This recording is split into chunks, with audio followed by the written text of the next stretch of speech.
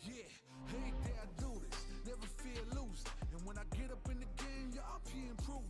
A real problem, but I solve them all facts proof. And if you think I'm gon' fold, then you talking fool. Yeah, y'all wanna win, let me spin, boy. All dunks aside, I'm super fly like I'm hanging off the rim, boy. I've been winning for my kinfolk, and I put on for my city from the intro. Let's go. I put that time in, my pride is out the roof, I get that grind in. So I'ma tell the truth, I get my grind on.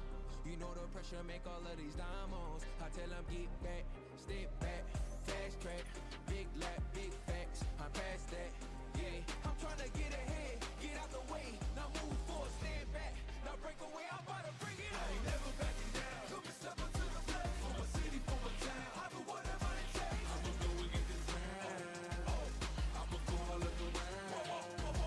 I ain't never backing down. Took me step up to the plate. For my city, for my town. I do whatever it takes. I'ma go and get this round. See the time, see the sights, see the sights, see the sights, yeah. Hop out and I'm steaming, ride around and I'm dreaming. Once I get the feeling, nobody can stop me. Hit it, I'm on gold. And we are live. Okay, I am just putting things together. Let's go to the main screen. There I am, and my camera's off. There it is. We back on, back in center. Thanks. Cool. In center. Fucking mics all over the place. Everything is just, you know, that's what it is. I think everything is fine. Everything should be fine. We're all good. How's everyone doing? How y'all doing? Let me just actually. I was about to say.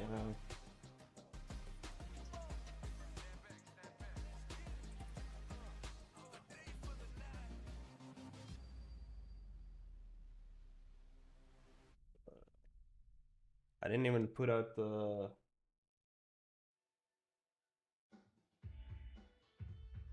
Gotta put out the live, you know. Not a lot of people. Some people forget that I'm live, so I gotta post it everywhere. Hold on, and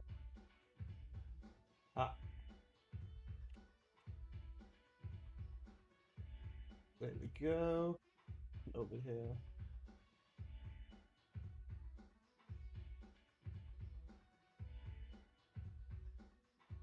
There we go.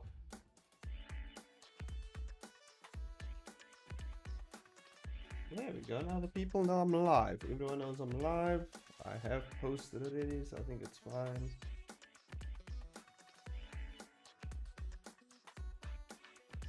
I should interact like on the other Discord groups more. I tend not to, but okay.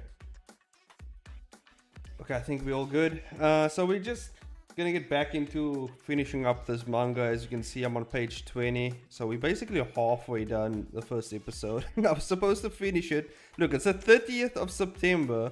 I'm supposed to be done with the first episode by the end of this month, but because work is so busy, I don't really get the time to finish my comic. So,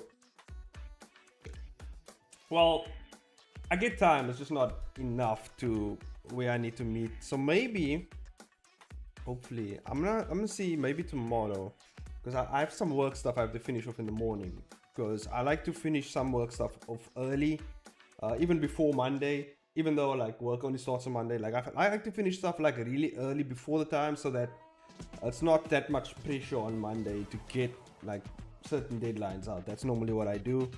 So I think tomorrow I'm gonna spend a few hours just on work stuff, getting specific things done that I think will require some more time. And then tomorrow I'm gonna just be a fucking I'm gonna be a grinding manga panel fiend, and I'm gonna very intensely go through every panel and just fucking grind through it as much as possible. I've been kind of, well, I wouldn't say slacking. It's just so much shit that's gotten in the way that I couldn't even like get to where I like this panels and stuff. I tried out the 3D features in Clip Studio. Just a note on that. For those of you who do use 3D stuff in Clip Studio, I hate it, of course, but I realized it's actually a good reference for poses, actually. Instead of like, rather than like bringing the poses like into your, or bringing the 3D characters into your scene and then posing them, what I do is I use them as a reference rather. So rather than bringing them in, I would actually just open up Clip Studio. Let me just show you guys what I normally do. Basically, it's just like what you would normally do. So like can I do that? Can I actually demonstrate that? Let me see. Open Clip Studio. Let me see. I can open Clip Studio here, right? And let me just log in quick so you guys. Okay, there we go. I'm logged in, all logged in or whatever. Oh, that's all I wanted to do. Also, another thing is it just takes forever to load. But takes for fucking ever to load. Hell yeah. That's exactly. I mean, like if it was Blender, I'd rather be like as long as I can. I wonder if. Hold up. Let me try this solution because I want to give you guys some really good advice in terms of a reference. And I think just going into Clip Studio, into the library and checking out the poses and just referencing them, not bringing them necessarily into Clip Studio, but just looking at them and then breaking them down and then kind of trying to like mimic them in your comic. I think that's a good way to go. But I just had an idea now. Because Mixamo is a free 3D thing that Adobe has. This thing over here, let me actually bring it over here. So like let me log in. I don't want you guys to see me log in.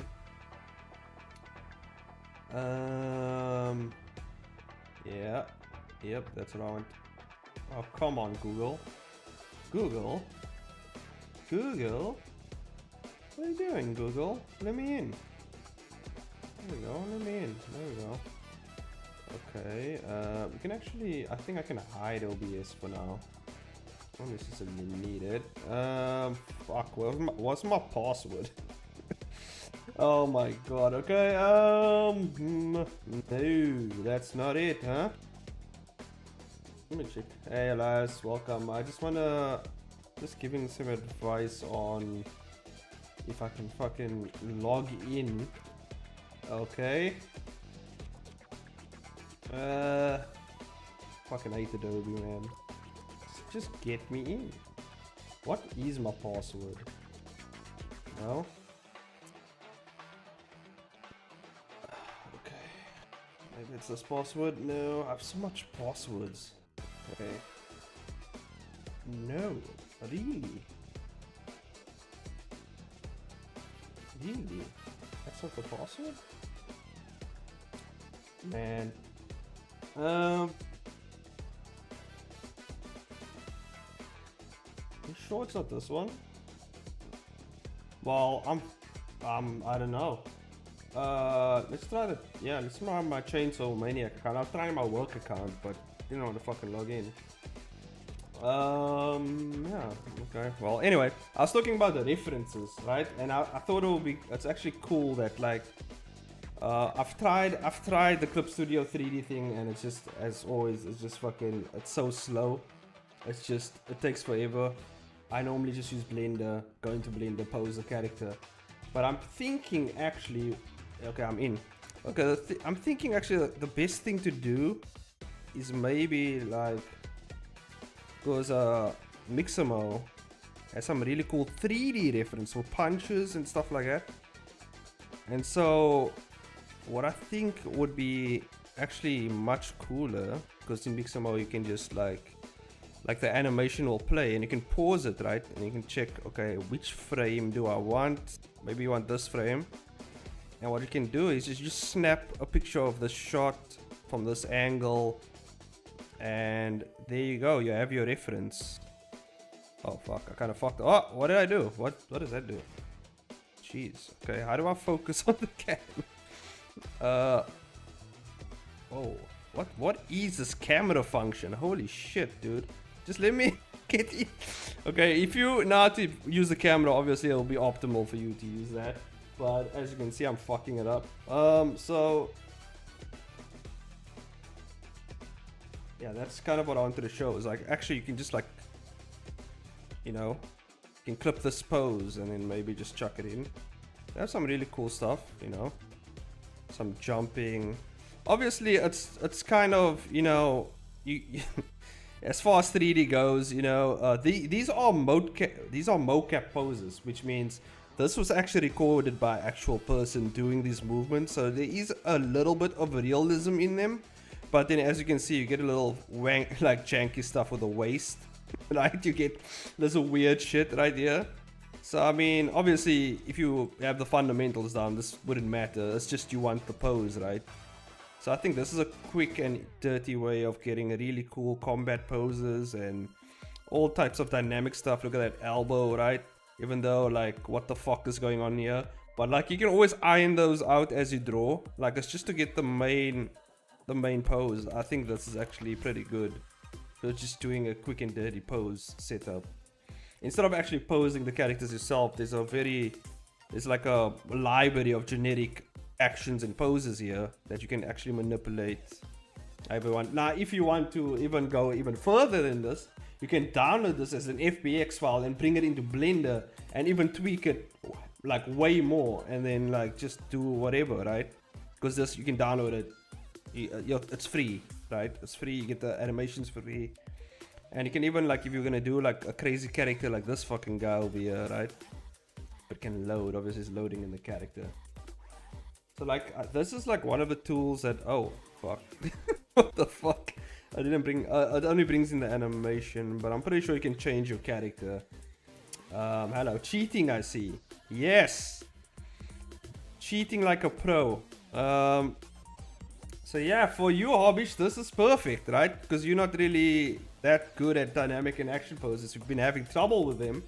So maybe, you know, here's some free stuff. And you can actually like change it up. So you can get like this character. You can use this character. So you can swap out your characters, right? You get like cool stuff. What a call out. It's not really a call out. I mean, it's a good place to find a reference. I mean, I could just record myself doing these dumb actions as well. But I mean, it's all out here. I mean, it's already done. This guy has done. I mean, whoever worked on this fucking thing did it all. Like, this guy did everything for you, and like swords and stuff like that, right? So like, I mean, it's the whole library is here of many different characters. Maybe you're not really good at drawing like armored characters, right? Or like whatever, like a military comic or something. I don't know what the fuck you're doing anytime. But maybe you decide to do some sort of stormtrooper or whatever comic, right? And you just suck at drawing equipment and whatever, and kind of posing and whatever, like whatever you want to do. You can actually use this as a good base and just chuck some animation on here. Just go to animations again, you know. Was a bit rude, but I'll assume he's trying to be helpful this time. I'm always trying to be helpful. How people take it, I mean, that's up to them. I don't fucking care. If you don't want to take my advice, it's what it is, you know. I'm gonna be using my advice to do cool shit. And if you don't accept it, I mean, it's up to you. My camera's fucking out. There we go. Wait, bring it down. Okay, there we go. Perfect. Okay, this is actually, but what I'm saying is, the reason why I brought this up is because it's much quicker, because I tried to do a similar thing like this for Clip Studio. I tried to use the Clip Studio library to reference it, but obviously it takes forever to fucking do the thing that I wanted to do. And so, this is another solution that I found. I mean, we can even do some silly dance animation. I don't know why it's taking forever. Look, this one didn't take forever to load. I don't know why the other one did, but you can do some silly dance animations, right? I mean, there's a lot of stuff. I mean, if you suck at like walking stuff, I mean, you know what I mean? There's walking. A walking pose. Very, it looks very like basic, very, you know, people struggle with like posing simple walks stuff, you know, so I mean, here it is. I use this for reference all the time for my animations. Look at that. That's a good walking reference. Look at that. You know, for a very like bulky guy walking. Also, I don't know if I said hi, welcome to the stream, Jess. I don't know if I said that. Oh, damn, you can get some cool stuff. But anyway, this is just what I wanted to show you guys. Hopefully, it will help someone, you know, who sucks at poses. Or you just, like, you blocked, you know, your mind, you can't think of a specific pose that you're looking for. You know, you can mess around here, right? Do some cool shit. I'm pretty sure, oh, this will be cool to use, like, for a fighting move, right? Just, like, sweeping someone's legs and shit. Sweeping a leg sweep of some sort. Anyway, that's something, that's what I did here with this pose, because I couldn't figure it out from this angle. And so I used Clip Studio's one, but it takes forever to load. But it worked when I loaded it. And then what I did was I didn't really bring the 3D character into here because I don't know how to navigate that system, and you know, I just looked at the image and like, okay, that's the pose, and I just kind of blocked out the basic, you know, I kind of tweaked it a bit, and that's what I did. Also, this fucking, I have to really tweak this up because I'm trying to do like some sort of foreshortening, but it came out so weird, so I gotta tweak that up. This guy just looks like he's fucking jacked through the roof. This guy looks like he's on all the roids, so I gotta fix that up. Let me get my glove on. I don't even have my fucking gloves on. Let me open the window as well. It's hot as hell. It's actually not that hot. It's just warm.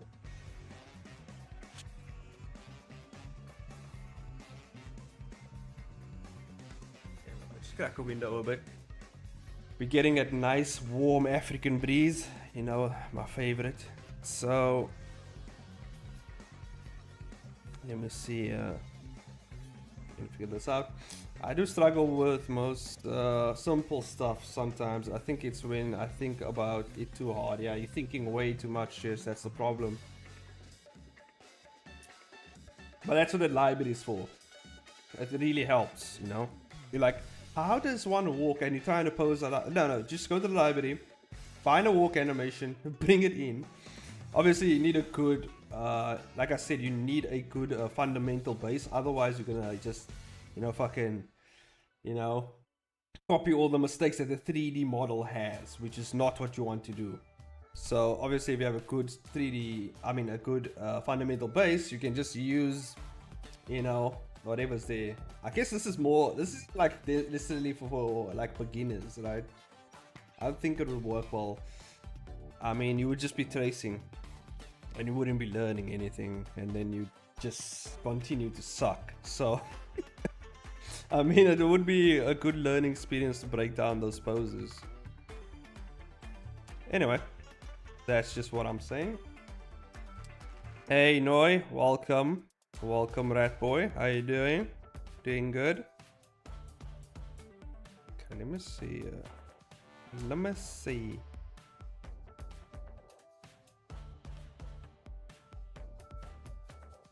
I also got the new Mortal Kombat, by the way. Holy shit. I've been I'm not first impressions, it's a really good game. It's really fun. I've really enjoyed playing it. I played through the story because I wanted to learn the controls, and I feel like that's the best way, just to go through all the controls, and I feel like it's a fun way to get to know the characters and which exact character I'm gonna play. At the moment, I'm playing with, I think, Garius. This is the guy's name. It's this big, jacked black guy. And I really like his character. It's pretty cool. Let me show you guys. MK Garius. Garius. I don't know why that doesn't... This guy. And he's pretty cool. He's a pretty cool character. I'm still trying to get used to the mechanics of Mortal Kombat, though. But this guy, he's really cool. And, you know... Gaddis. I think it's Gaddis. What did I say? Gaddis? Gaddis? Gaddis. I think Gaddis. Yeah, I think it's Gaddis, right? I don't know what the fuck it is. But look at this guy. He's fucking jacked, right? So, like, obviously, he's not as jacked as I would. You know, he's not as jacked as a Zangief, you know. But, you know, he has muscles to work with. And, I think I would have played with, I'm gonna try General. What's the guy's name? General Zhao. Is it Zhao? General MK. General Reiko. General Shao. General Zhao. Is that what you say? This guy. He looks. He's pretty fucking big and jacked. So I want to play this guy. I like his moveset as well. He's pretty cool. So maybe I'll play that guy. But so far, Carius is cool because his combos are really cool, and he plays more like a grappler. And I always play grapplers. So, and of course in Mortal Kombat there's like no grapplers. There's barely any grapplers. So like I'm picking, like I'm trying to pick people who kind of conform more to the grappler or the style that I would play as. So like it's pretty tough because the mechanics of Mortal Kombat is not the same as a normal fighting game. For instance, like in every generic fighting game, like when you hold back or back down, you block, you know, block crouching or blocking high attacks, right? Back down, right? Or back. But with Mortal Kombat, you actually have to hit like a right trigger to fucking block. So like it's such a mind fuck for me because I use back to block all the time, and so sometimes I just get fucking run through because like I'm holding back and I'm like, why am I not blocking? Oh, that's why, because I'm fucking holding right. I'm not holding right trigger, and right triggers the block. So that's a mechanic that I have to get used to. I don't know if there's a setting for that I can change, but that's the most annoying thing that I found about the game. Just that simple mechanic of blocking that pisses me off. And there's the parry system. I don't know how the parry system works yet, but still another thing I'm figuring out. So far it works. The mechanics are very interesting. It's very different to what I'm normally used to. So I'm trying to get used to it. Right now I'm kind of getting mollywopped in fucking online. People are just running through me. You know, they're just going all at it at me, and I'm just getting taken advantage of in online mode because like I'm good at like, you know, predicting moves and stuff and reacting, but then the blocking aspect just fucks me over because I hit back and I'm like, oh shit, I'm not blocking, and then they just give me, you know, a whole 10-piece combo, you know. So it's another thing I gotta get used to. So different from Street Fighter. Jesus. Mollywop. Did you say mollywop? Yes, fucking mollywop, Jess. You can add it to your bag of weird sayings. You can add it next to chicken feet and bodied. What should I do? Should I use the word bodied? I get bodied, Jess, online. That's basically what happens with me. In Mortal Kombat, at least, you know. You like it, mollywopped? Yeah. Do you not say? I'm pretty sure you say mollywopped in. Do you say mollywopped in America? I've heard that saying before. I just thought it was a fun saying. So, you know. Never heard of it. It's probably a UK or British thing, right? Maybe. Mollywopped. Mollywop definitely sounds British or like has like UK origin, like Englandish origin of some sort. Definitely from the Brits, you know.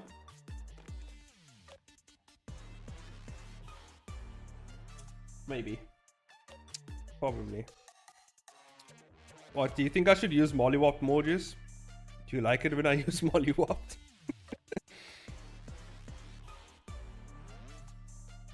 I say, I got downright mollywopped. Sounds like those old, like, you know, Victorian time people. I doth declare that he mollywopped me.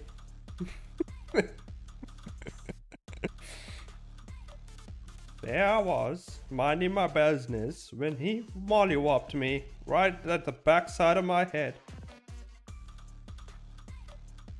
I think I'm gonna talk like that from now onward. You like it a lot. Yeah. I'm pretty sure, you know, mollywop would go good with like an Australian accent. We should get Skits to say it.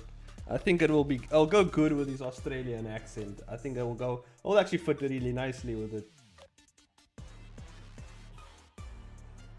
Did you just mollywop me, you cunt? You know? How would Skit say that? I don't know, we should get him to say it tomorrow at Archam.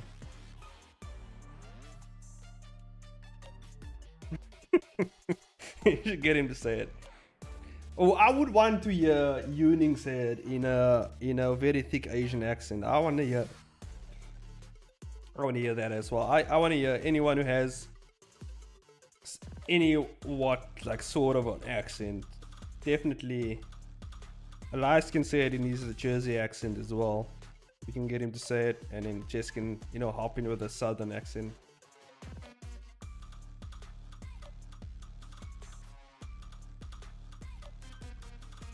I feel like southern accents will also go well with it. I think. Yeah, I'm pretty sure it will. Hee-haw! You damn well gonna get mollywop, boy! How's my southern accent, by the way, Jess? Is that good enough for you? Hee-haw!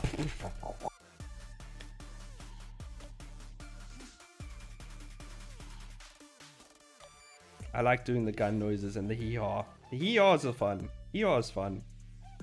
I wonder who's the hee-haw guy. Who was the hee-haw guy? You know, who was that guy? That guy who invented it. It could have been a woman, actually. I don't know. Who really knows? You know, history's weird. I want to know who the hee-haw guy is, though. Actually, this perspective is not working with that. Yeah, it's gotta be straight up like this.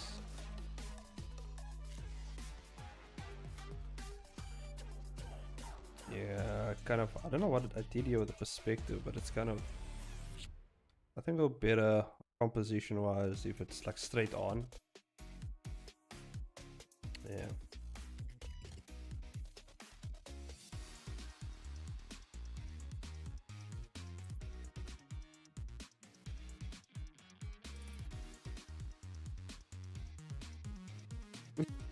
Someone who's had livestock, I feel yeehaw probably originated as a way of yelling for cows. Okay, maybe. I don't know. Do you use yeehaw for like yelling at cows, Jess? Is that what you do?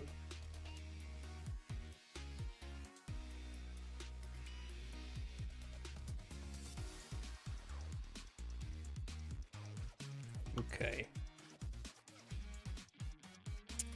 Yeah, this part I'm just gonna trace all these bits and pieces because I made them anyway. Might as well just fucking. What do you think? I'm gonna reinvent the wheel like a dipshit? No, we're gonna fucking retrace all these fucking parts.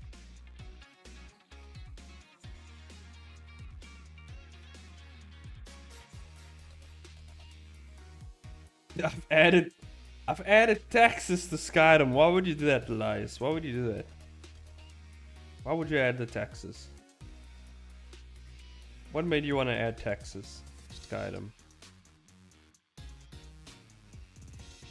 Farmers make those kind of loud yodeling noises when they trying to get the cow or pig to come back to the barn. Okay, that makes sense.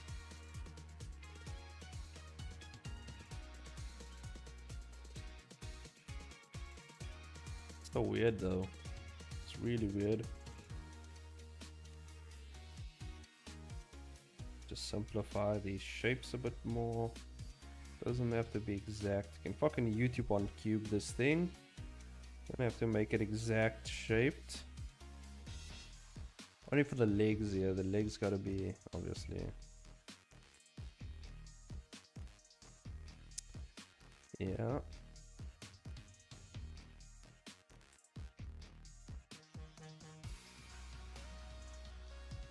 There we go. Yeah. I think that's about. I think I should make a video sometime soon though. I haven't made a video in a while. I've just clipped things from the stream and made those into videos, which I think I will do for the next one. But eventually, I gotta actually sit down and make a actual proper formatted video. I don't know what the topic would be on though.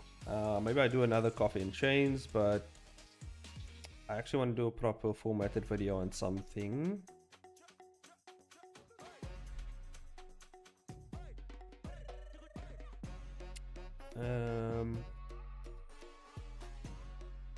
I don't know, what do you think? Something motivational maybe?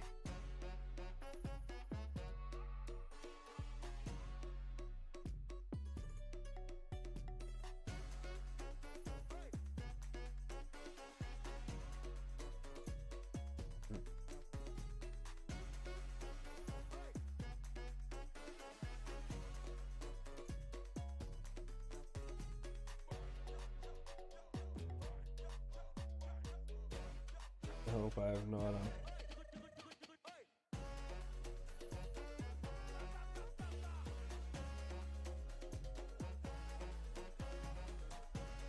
You still sold it out from Breath of the Wild.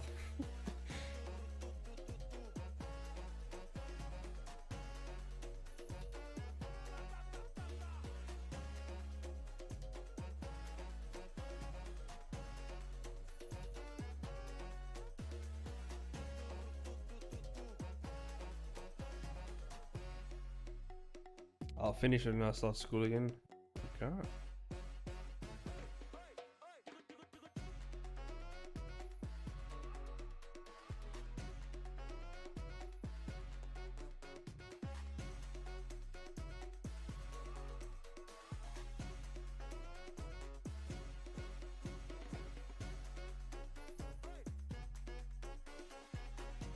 The hell is this shape though?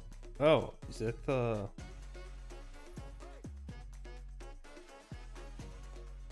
It's like the chest part or something. Oh! Yes, that's the chest part. We should actually just make it broken a bit. Yeah, I think after this stream, I'm gonna play some Mortal Kombat probably. I think that's what I'm gonna do. Get some more some experience into Mortal Kombat a bit more. But we'll see. Maybe I just head to bed and just play it tomorrow.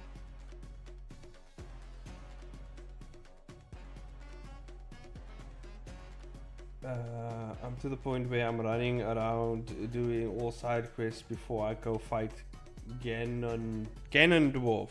Oh yeah, that's the big green guy. I only know of Ganon. Yeah, I think Ganondorf is a big green guy, right?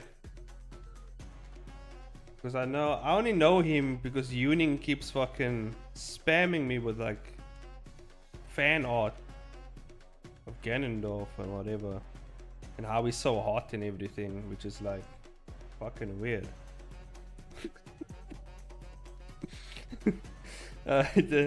She just keeps spamming. You know, Ganondorf so hot, and then the shark guy, whatever his name is.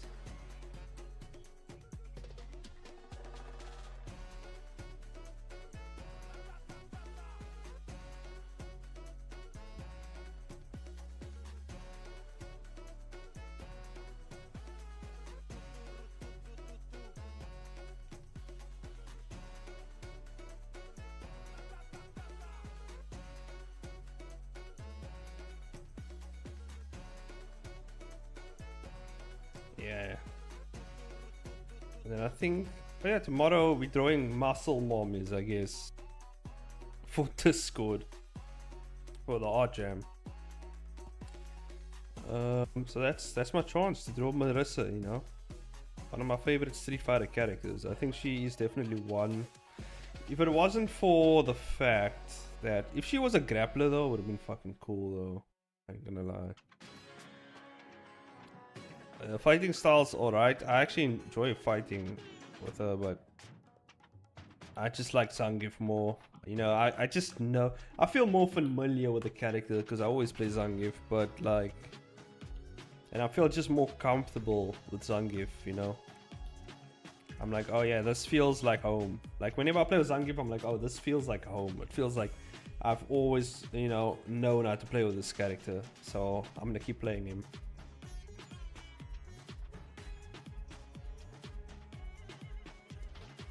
Yeah, and I've realized that I don't think I need a controller, because I realized that it's not necessarily the controller, it's just I gotta clean up my inputs for the fighting games, because I keep fucking fumbling my combos and stuff. But now that I've gotten some experience under my belt, I'm better at actually handling that. So I guess I don't need the arcade stick controller that I was gonna buy, which I did already buy, but I think I'm gonna return it and just keep the cash. I might just buy me a PS5 controller, Xbox One. I think an Xbox controller would be much better. It's much more bulkier, and I have really big bulky hands. So I think the Xbox controller will work the best. So far, the PS5 controller is actually working pretty good. Maybe if I get a good deal on a PS5 controller, I'll get one of those. But there's still a good deal out there on that. It just makes more sense. There we go.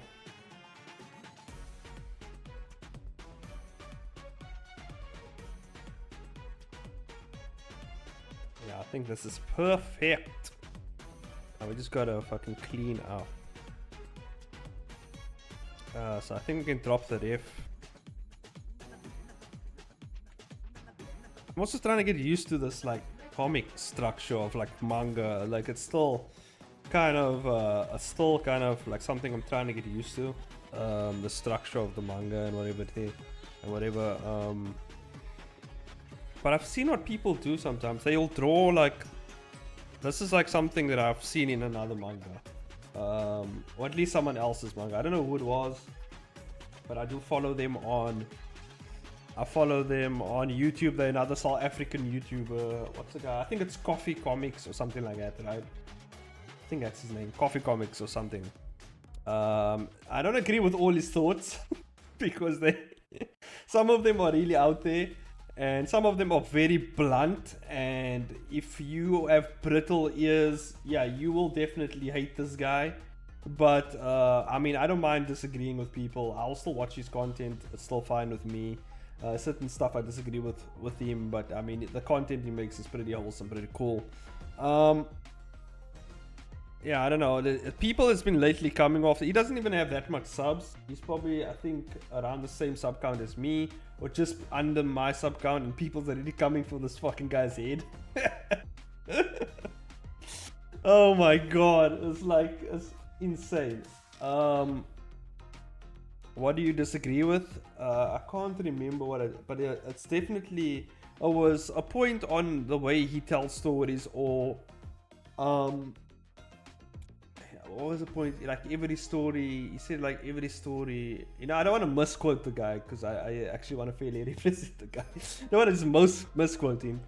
But it was something to do with storytelling and exactly what you would base, like what makes a meaningful story and what, like stuff like that. But that's all like subjective stuff, because it's based on like how you feel or how you would see a meaningful story and stuff like that.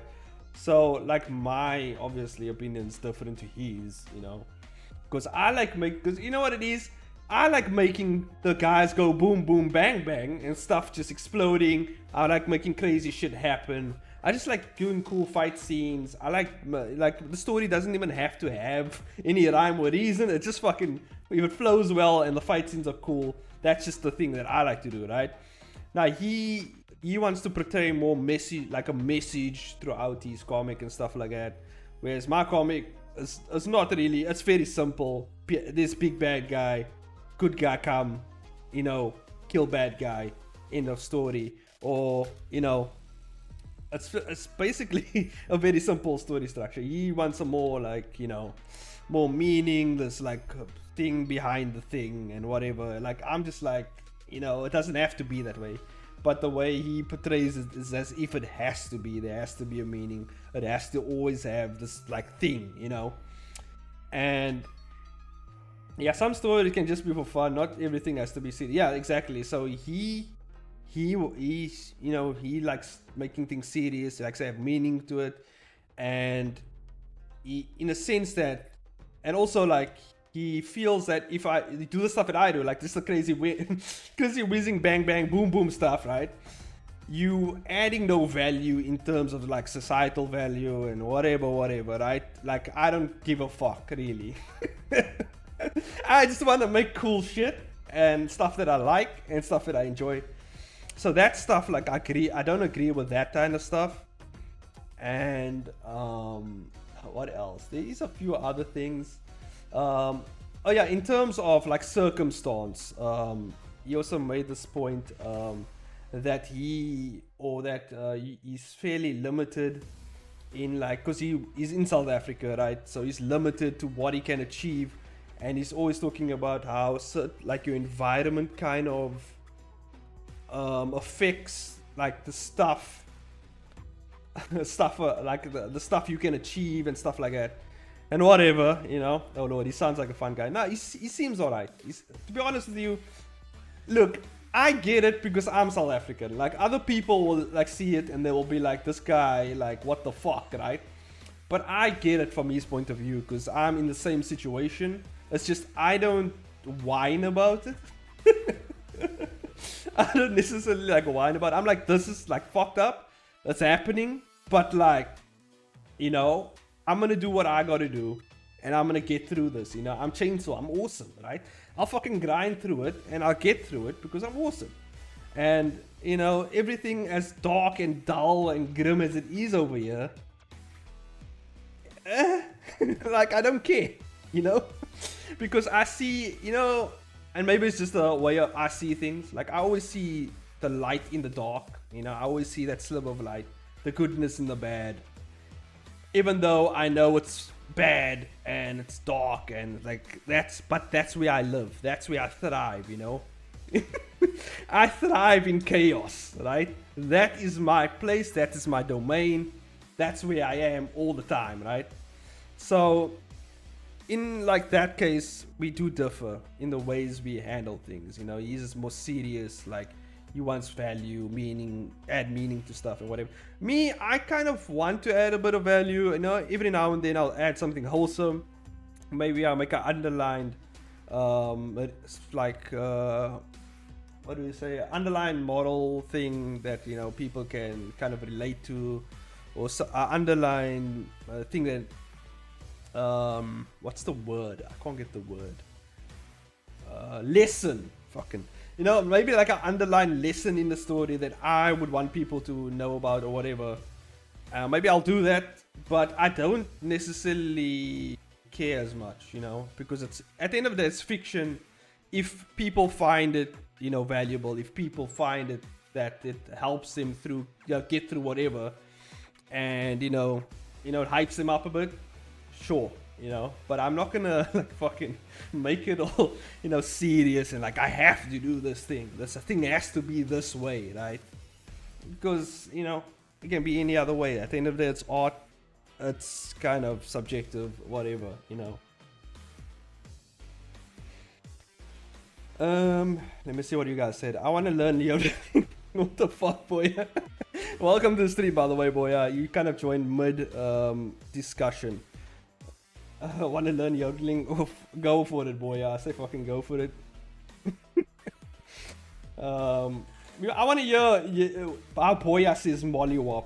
We should actually, that should be the first word that comes out to Boya's mouth when she finally, you know, embraces us and like wants to speak to us. That should be the first word, mollywop. I think that's a good, reasonable thing to do when you first meet us, right? Mollywop would be the best thing. I saw a video of the cowboy who lassoed a cow on a busy road. I didn't know police calls cowboys to wrangle escaped cows. The thing about having an obvious underlying lesson to your story, David's story, is sometimes it comes comes off preachy and annoying. Yeah, that's exactly what I'm trying to. Yeah, it does. I was today years old when I learned that it was a cowboy's job to chase a escaped cow. Oh no, boy, yeah. That's kind of like how farming works, isn't it? But yeah, I don't know if that thing made sense that I was talking about before. Probably didn't, but I'm pretty sure you understand my point. I am just casually talking about cowboys and cows. That's why you'll call cowboys. That's why they call cowboys. Yeah, exactly. I thought cowboys are just people riding horses. Yes, exactly, boya. That's exactly what it means. Yeah, you nailed it. I gotta get this perspective right. This fucking guy he just looks like, yeah. Obviously the perspective should be something like, kind of uncurved up a bit. I think, you know what? I think I just made his shoulders too big. I think that's the thing, you know. I wanted to make him big and muscular. In actually, in fact, his shoulders should be like somewhere here, and then like this, you know. That actually makes a bit more sense. Should maybe actually just be a bit. Let me just see how it looks. Like, I like the shape. The shape should just stay the way it is. But I think his arms need to droop a bit lower, maybe. Just droop his arms a bit down. It's a tough angle. I don't know why I did this to myself, but we move. I wonder if his head is too small though.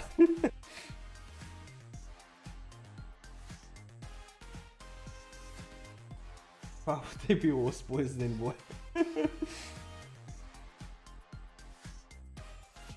That was mind blown. Horse boy is too hard to pronounce. Yeah, I feel like cowboy kind of rolls off the tongue, huh?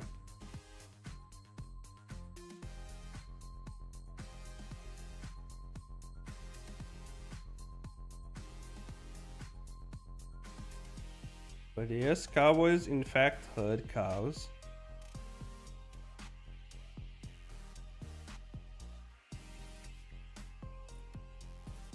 I feel like that makes sense.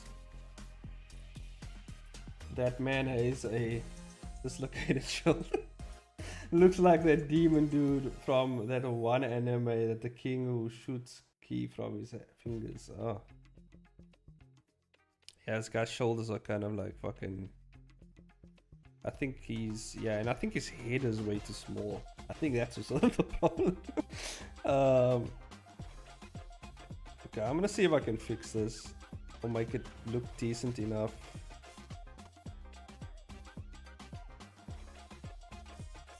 Yeah, I think we bring his head up a bit. Or his body. We either bring his head up or his body down. I think it's gonna be easier at this point to bring his body down a bit.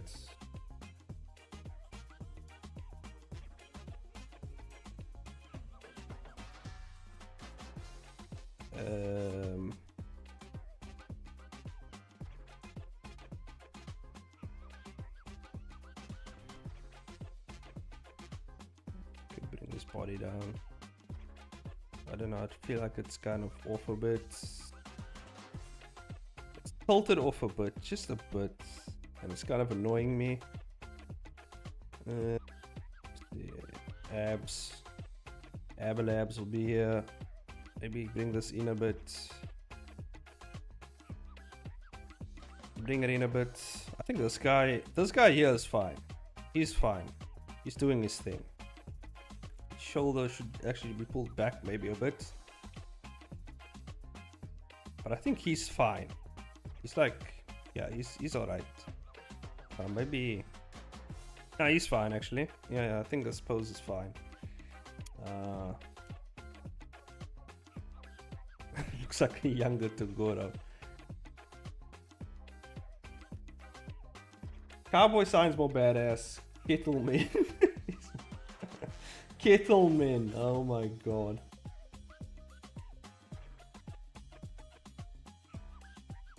Yeah, Kettleman. And okay, like we have cowboys over here. We don't call them cowboys though. We just call them farmers. But I feel like cowboys is like an American thing, right? We just say like farmer, or actually like, and white people who farm, like we call them boer, like boers or boer. Like, and weirdly enough, because like, you know, the past, you know, how apartheid was and stuff like that, we call police boere also, which is like very interesting. I don't know, it's weird.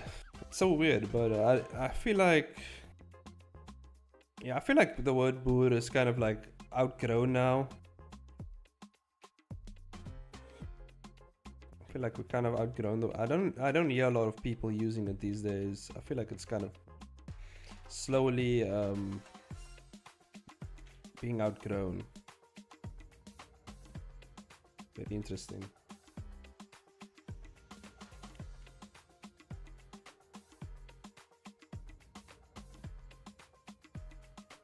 Yeah, I think that's, I like, yeah, I like what I see here. I like what I see. I don't know if I should add this indent here. I feel like it does, like if his body was here, right, it would slant a bit maybe, and then, yeah, maybe it would.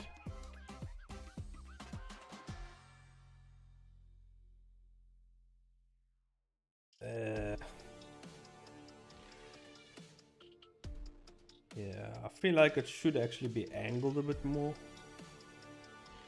Maybe if I do something like this, instead of bringing his body down a bit, we angle it a bit more, stretch it out. Yeah.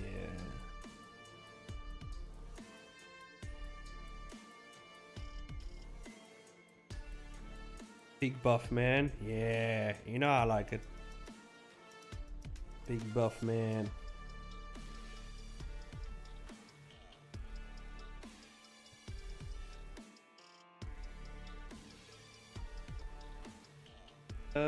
This is actually looking much better, but I don't know. I feel like it kind of feels a bit flat. I need to just emphasize certain things a bit more.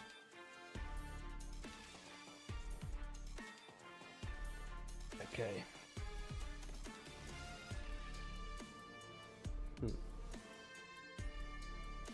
Feels kind of flat because of the shape here. But those are just guidelines. Obviously, I'm gonna kind of shape it out a bit more. You know what I was watching? I was watching Scissor 7 on Netflix. If you guys haven't watched it yet, it's such a quirky, fun animation.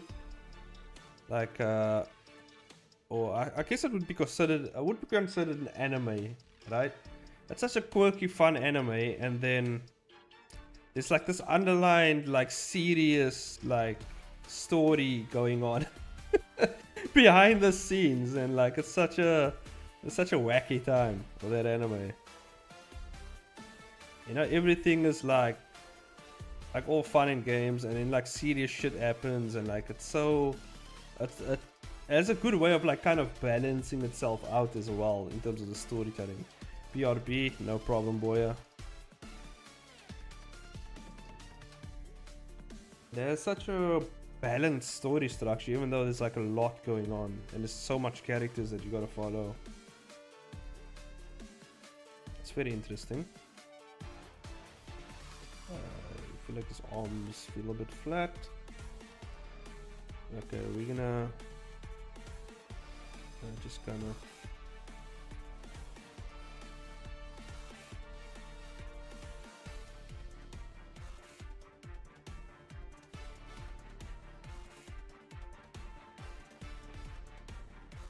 maybe we take,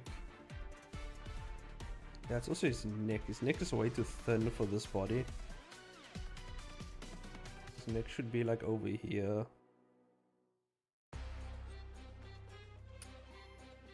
I think that was also the issue. It's just too thin.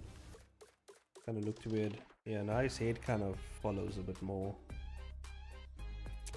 His head's still a bit too small, I think. Still just a bit too small, I think. If we just bring it up a bit more. It's a bit, not too much, but just a bit. Around about here. Yeah. Okay, I'm happy with that. I'm happy with this. I'm happy with that. Okay. We can work with this. Hey, Zangief theme song's playing. Hell yeah. Another muscular guy that I enjoy playing with on Street Fighter. I swear Street Fighter just hates grapplers. I think I think Street Fighter just hates grapplers because why? Like, there's only really two grapplers in Street Fighter. It's fucking Manon and Zangief. Manon's alright, but then also Zangief was like the best grappler, I would say, in my opinion. Like, Zangief is the best grappler because of like the fucking crazy amount of damage he does. But his moves also flow like well into each other, although Manon does have like a lot of cancelable stuff, but all the stuff is kind of like minus on blocks, so like she gets fucking, it's easy to counter them. But like Zangief, like damn, they could have like added something, you know, to my guy. They just they did kind of make him better, but like, because like obviously the drive rush and like drive impact systems it helps a lot, but like fucking damn, man, they give him like the worst fucking level 1 in the history of fighting games. They just oh my god.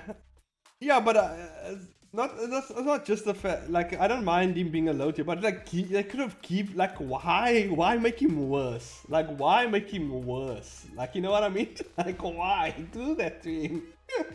Like, there is like a serious vendetta against this character. I don't know why like Capcom does that. Like, they give him the worst. At least they could have given him a decent level 1, like level 1 finisher. His level 2 is alright. That's fine. His level 3 is fucking crazy because like it's on it's like frame 1. So he has a really good level 3 though, and it fucking takes half your health bar away. So I mean, I'm not complaining about that. It's just a level 1 that annoys me because I always whiff that shit. Because I you know, it's like and it only works against characters who jump, because you have to catch them in the sky with it, or you have to combo off it. And like fucking like why does he have the only the only level 1 that is specifically for airborne characters? Like, why though? Like, why would you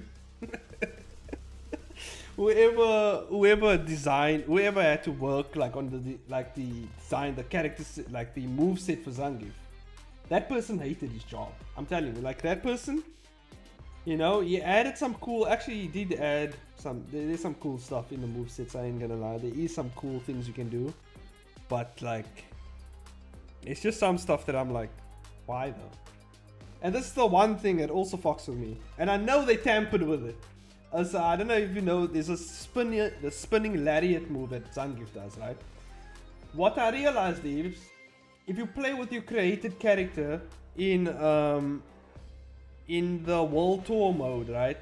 You play with your created character in World Tour mode, the lariat hits on cross up. So if a person crosses you up, you can hit them with a lariat, right? But when you're playing online, when you're playing ranked mode or versus mode or whatever, it doesn't hit the cross ups. So they deliberately took away the cross up option of Zangief. Why would you do that? Like, why would you do that? He's already handicapped, and then you take away his cross up. Oh my god. It's like, yeah, man. It's like one of the things I'm like, why would you do that to my guy? My guy Zangief, why would you do that to him? Why do you hate him? Why do you hate him? That's all I want to know. Why do you hate him? Heavies generally are bad in fighting games. No, heavies, Zangief's heavies are fucking good though. His heavies are very good. The created character stronger than main. Exactly. Why do you deliberately do that? Like, what the fuck is the purpose of that? Like, why? Like that? Like, either, this is what happened, right? They coded the double lariat, right? They coded it. Okay, double lariat. And then after the fact, they were like, you know what? We should make it hit on cross up. But they forgot to change the code for the, you know, the main fucking character. But okay, that's what it is, right? That's what it is, you know. At the end of the day, if you're good enough, you can be a fucking god tier with Zangief. You know, it's not a big thing. It's just annoying. It's one of those annoying things. It's something I can work with, but it's annoying. It's annoying, but I can work with it, you know. You just gotta find a way around it, basically. I mean, Snake Eyes, who's the #1 Zangief player in the world, this guy is fucking... He's ridiculous. Absolutely ridiculous with Zangief. He does stuff that I'm like, I don't know how you thought of that, my guy. What the fuck? You know, that guy is fucking insane. Yeah. But yeah, you know, at least, you know, in Tekken, you know, my character King, you know, he's looking good. You know, character was one of the... He's pretty fun grappler. And at least they didn't fucking make him look like shit. Man, well, we need more love for grapplers out there, man. Grappler characters just get shit on for some reason. Although, he does do a lot of damage, you know. You don't have, the cool thing about Zangief is you don't need to know combos. You just pile drive someone and they lose all their health. So, I mean... He's a high risk, high reward type character, so I mean, that's what it is. And what I love is when you get them, when you grab them, right? And you get them in that nice power bomb. Let me actually just move the camera. When you get them in that nice power bomb, oh my god, it's like the dopamine hit that you get from that. Oh my god, so good. It's so good. Especially when you do it like, when you catch them in the sky with it, oh my god. I fucking lose my shit. I'm like, I can't believe that fucking worked. Just catch them in the fucking sky.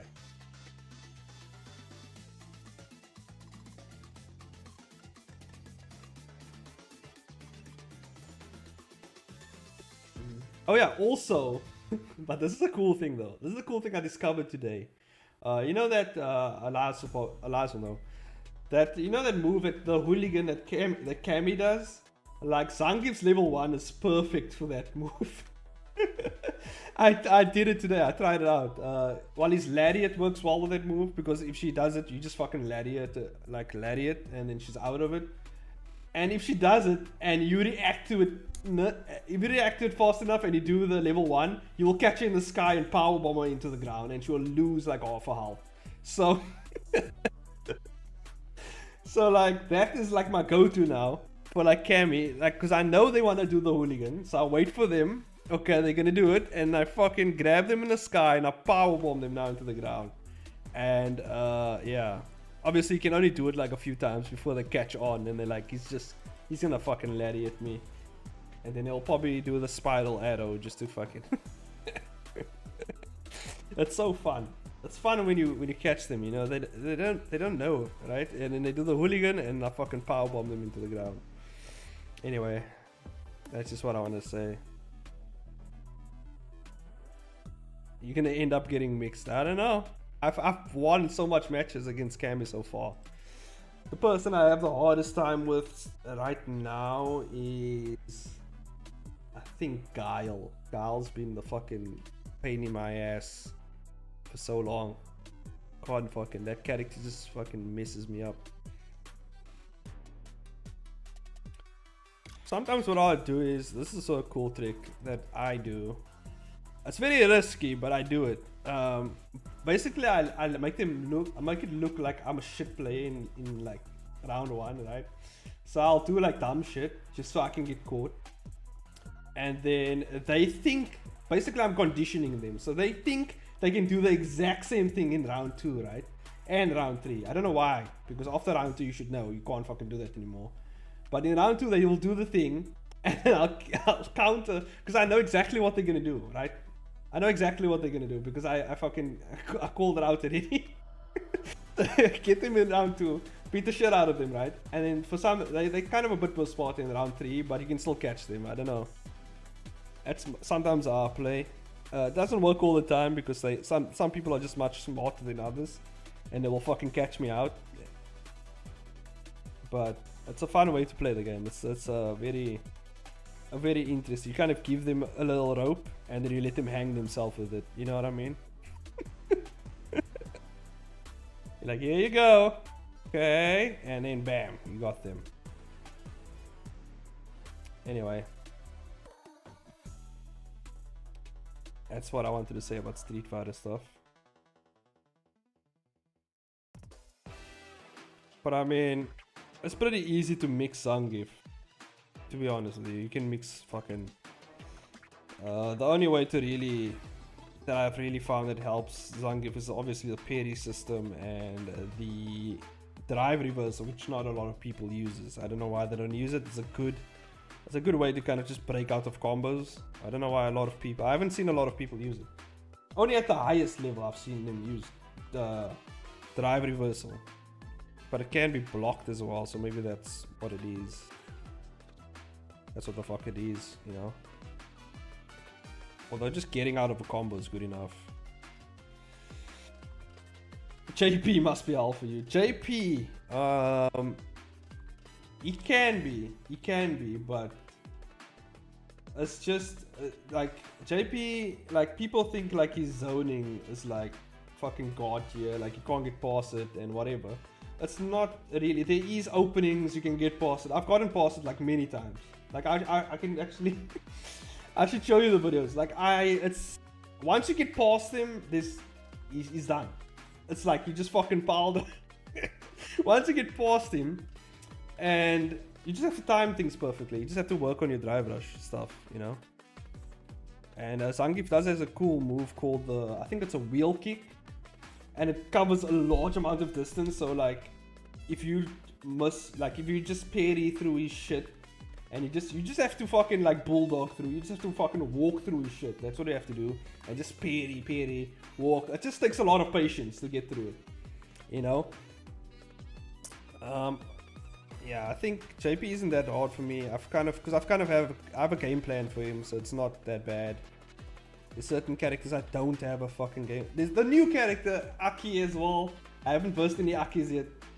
But best believe, if I fucking verse a Aki, I'm gonna get mixed. She's in the fucking... because she also poisons you and all types of crazy shit that she does. I played the character as well. Just to test her out, see what she can do.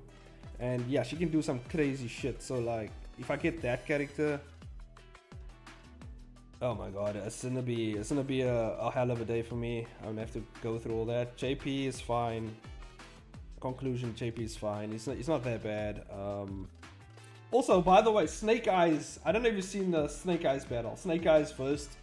Reynold, who used JP, and he won JP with fucking Zangief, and he's qualified for the Capcom finals. I mean, Snake Eyes can do it, I can too. And a lot of stuff was exposed during that fucking fight. I was watching it and I'm like, damn.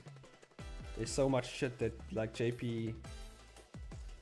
like once you get in, I mean you in. And Zangief's level 2 is also very perfect. It's fucking...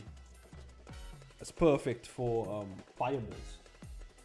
Perfect for just, you know, just like wake up level 2 and just fucking get through that all that shit. Anyway, how's everyone else doing? What's everyone else working on, by the way? It's like rambling about Street Fighter. But yeah, I love Street Fighter, man. One of my favorite games. Yeah, that's why like there's this comic that I want to do. I can't do it now because obviously I have so much shit that I gotta finish. But especially these comics, right? You know what I'm doing? What are you doing, Jess? I have no idea. I have no idea what you're doing, Jess. Could it be comics? Could it be? Could it be comics? Oh, are you slacking? Did the music stop? Yeah, the music stopped. I gotta put it on repeat. Repeat. There we go. You know.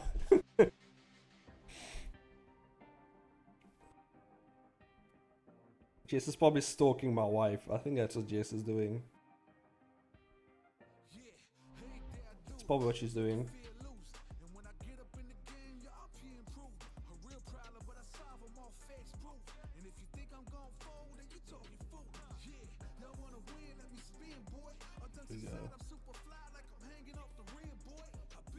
Not, no, not today. Okay, not today. Maybe tomorrow.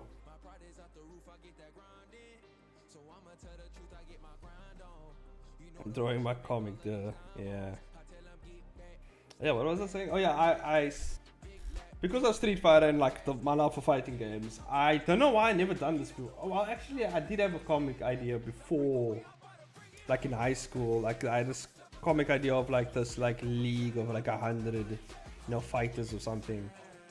And yeah, they put kind of like battling it out to be the best or whatever. But I came up with a new cool idea. And this is the next comic that I'll probably do after Blade Reapers, which is I think it's called, what did I call it? Oh yeah, I call it GXT, which like Gods X Titans basically. And basically what it is I said is twice there, that's crazy. So like what it is it's about like this fighting tournament type comic basically, and it's about this kid, because I have a love for grapplers. He's gonna be a grappler, and he kind of has this I don't know exactly what his goal's gonna be in this comic yet, but that's as far as I got. Like he's gonna be this cool little grappler that's gonna verse a lot of people. He's gonna kind of get like the idea is he wants to be like in this tournament, kind of find the strongest opponents he can and like kind of beat the shit out of him, win this tournament or whatever, right? Because I don't know what, maybe I make some family troubles, he needs the money or whatever, right? But I kind of wanted it to kind of be about the tournament, but then he kind of falls into some other stuff, meeting some wacky characters, and he falls into this whole thing that's happening behind the scenes and stuff like that. So I think I'm going to do something like that, because that's always fun. And I don't know exactly his personality or exactly what I want him. I kind of want him to be a very cheerful, like crazy guy, and I want him to maybe kind of the type of guy who's not afraid to try anything. He just jumps head first into danger, that type of guy. And yeah, always cheerful, always wants to do the best he can.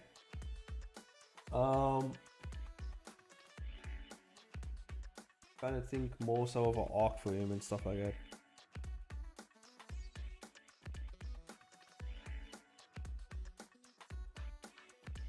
I think the cool thing would be is like him trying to figure out the meaning of what it means to be a good fighter, or like the best fighter or the strongest fighter, something like that, I think that will be a cool thing. No, just something, it's pretty, it's been done before, but I feel like, I'll do it the chainsaw way, as usual. I don't want it to be like some sort of crazy, Tekken, crazy family, type thing, you know what I mean? Like, I just want it, or like Mortal Kombat, the realms are in danger type thing. I think it's just gonna be like a Street Fighter thing, just going around versing different people, viewing the different skill sets, and like getting to know them and whatever. Maybe make some friends along the way, And they all share maybe similar goals. You know the basics, you know, pretty fundamental in a lot of these type of things.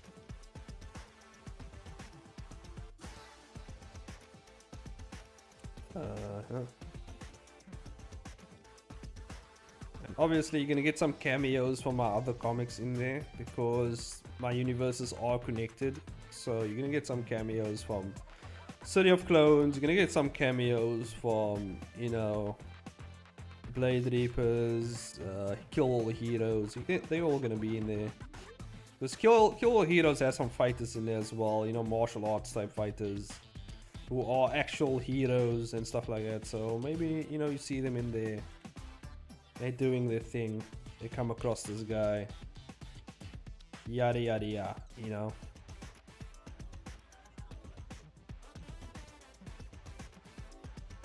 But I'm pretty sure you guys know by now that I kind of make a lot of things up on the spot. So I don't have it fully fleshed out yet, obviously. So I'll make it up when I get there.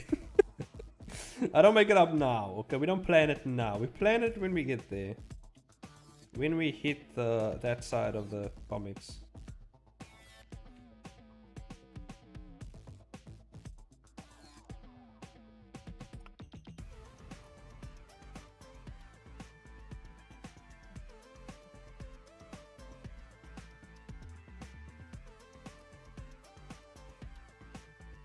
Instead of playing Mortal Kombat, I might just play Street Fighter after this, to be honest with you.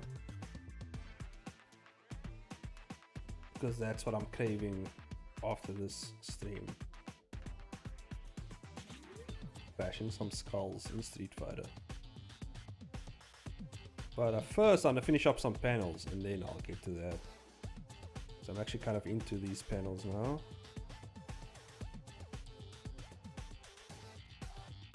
My next melody is going to be a cocky happy guy too. Oh, nice. Cocky happy guy. Oh yeah.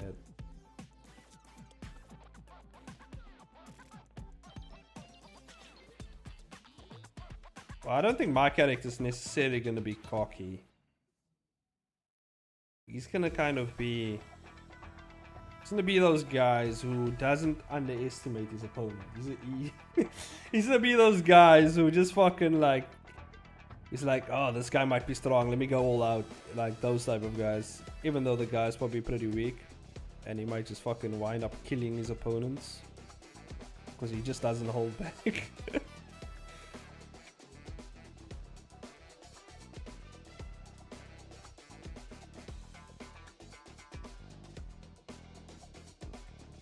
We're both leaving the sad boys behind. No, there's still gonna be some sad boys, you know.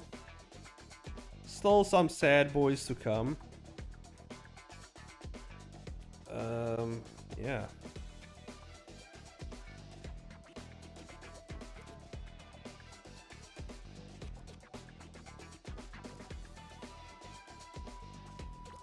And you know what's really also gonna be another fun comic is Pray for Love. It's actually gonna be a much more...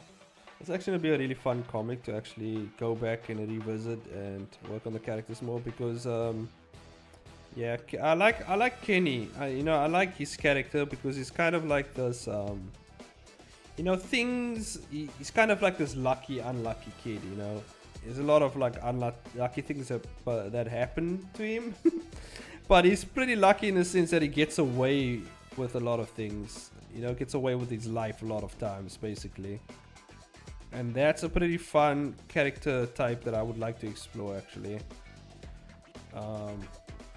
Poor Kenny, yeah, there's a lot of stuff that happens to my guy, you know.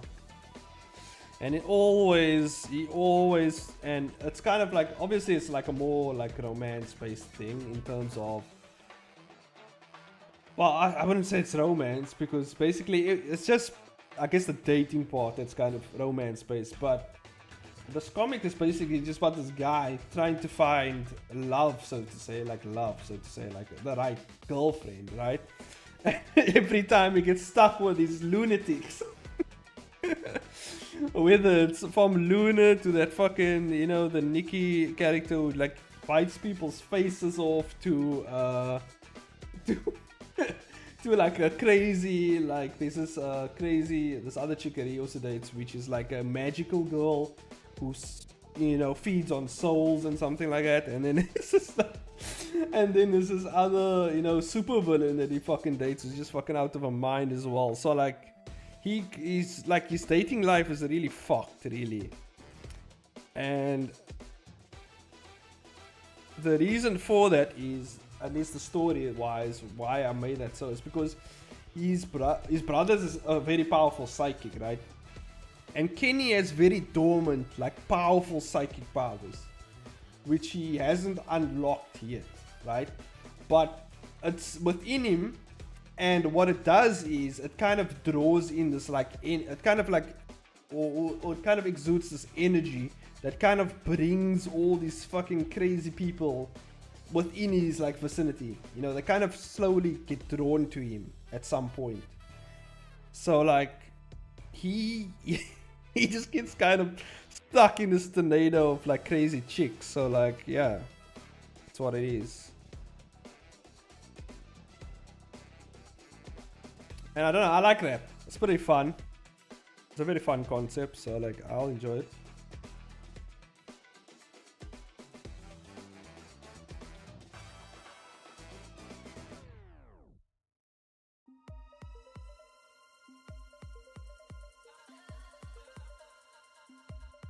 And like Kenny is kind of like this, like this guy hasn't really been with a girl before, and like he hasn't really dated and stuff like that. So like it's it's pretty fun, like to see him kind of squirm a bit. He's just kind of like, you know, he's trying to get the girl, but it's just not, you know, not his lucky day.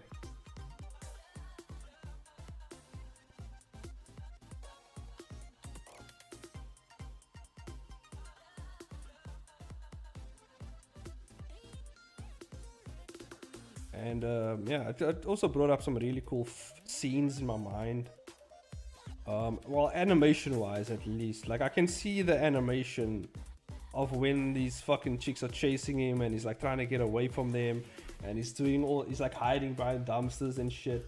And like using whatever he can find on the floor, you know, kind of distract them so he can get away from you know what I mean? Because he's not like a very, even though he has very dormant, powerful psychic powers, he doesn't have it at that point. He's just a normal person, and I think the only power he really has is he has like the slight he has like a spidey sense thing going for him, so he can sense danger before it happens. Basically, he can kind of, it happens actually in the comic, for those of you who actually dove that deep into my work. Like he like sees this girl trying to, like, when he went dating with that Nikki chick, he saw her trying to eat his face, and he realized, oh, it's a dream. And so like he's like, well, at least he thinks it's a dream, but it's actually a premonition of what's about to happen. So he like can predict certain things. Obviously he doesn't have control of it. It just comes when the danger is near. That's when it comes. Like, so I think that's a fun aspect to the character that I actually want to add. It's kind of like that. I don't know if you guys know That's So Raven. He's kind of like that. He can't control his visions, but it comes at the time when he needs it. You know, like, oh shit, this is about to happen. Fuck, what do I do about this?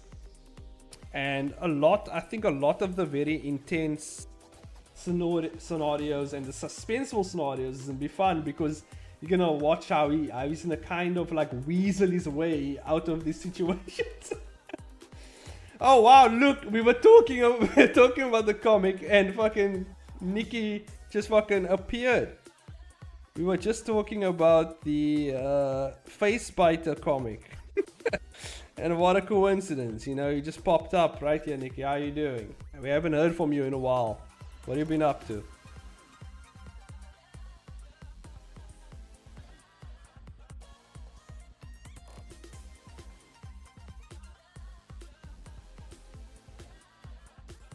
Finally made it back. How's everyone? You all good?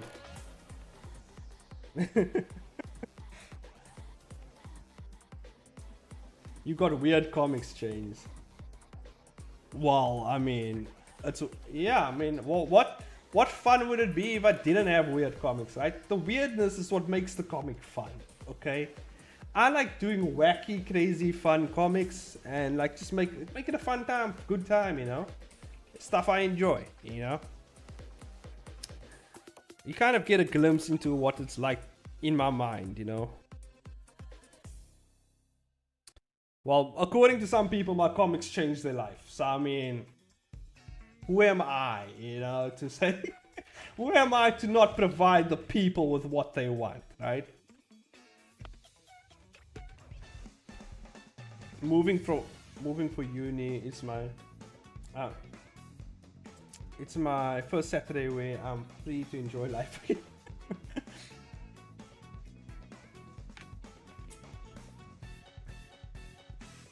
Well, I hope things are going well for you, Nikki. As you can see, we're all still alive. Works out that way. Hopefully not for long.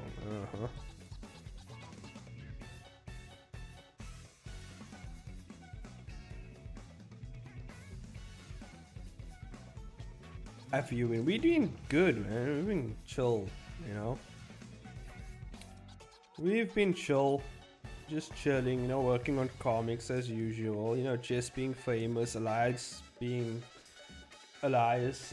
You know, Skits is out there doing his Australian thing. And then we have, who else? You know, I don't know who else. I don't know where the fuck Mitch is. Mitch is in his cave, you know, he's somewhere just fucking hibernating. We haven't heard from him in quite some time. I don't know what Mitch is doing at this point. I see him still posting on Instagram, but he's definitely AWOL. I don't know where the fuck he went. Busy drawing cosmology soon, Skyrim. Yeah, that sums it up pretty well. Yeah, and also I've been deep into fighting games, so yeah, that's like the thing that's been happening for me, like with me as well.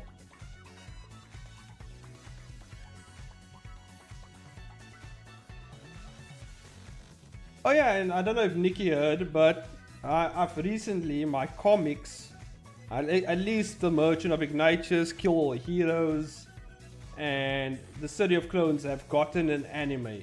At least the anime for those three comics are in the works as we speak. I hope. I've seen some posts from the guys at Obsidian Dead. They're actually working on the anime. I've seen some background designs, pretty cool. So I'm not too worried about the backgrounds. What I do want to see is what exactly they're gonna do with the characters. If they followed my my character sheets that I've sent through, I don't know. They have asked for those. I've sent them through. Well, not all of them because I'm still busy with some character sheets. So I don't know, but so far it's looking good in terms of the background design, at least. You know. So like the look of the anime, hopefully it's gonna be closer to that type of quality in terms of the character designs and stuff like that. So yeah, hopefully. Why the fuck? God damn! I didn't realize my pen thickness were all the way up to like fucking 20, dude. I don't fucking know that shit. Okay, it's not that bad though. It's not that bad. Like, I have been kind of lightly pressing down my pen, so it's fine. I can always just use the width adjuster for like the vector stuff if I need to.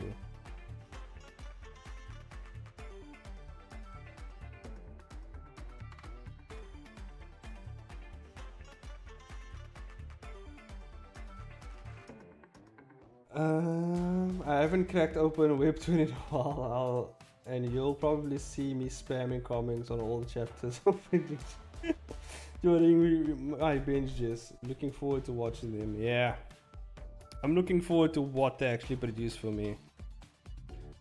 So far, like in my good books, they're doing good. So, and yeah, you know, I would have liked to animate them myself, but how long would have that? If I animated myself, I would have done short films. I wouldn't have necessarily done a full-on series unless I hire people. or something like that.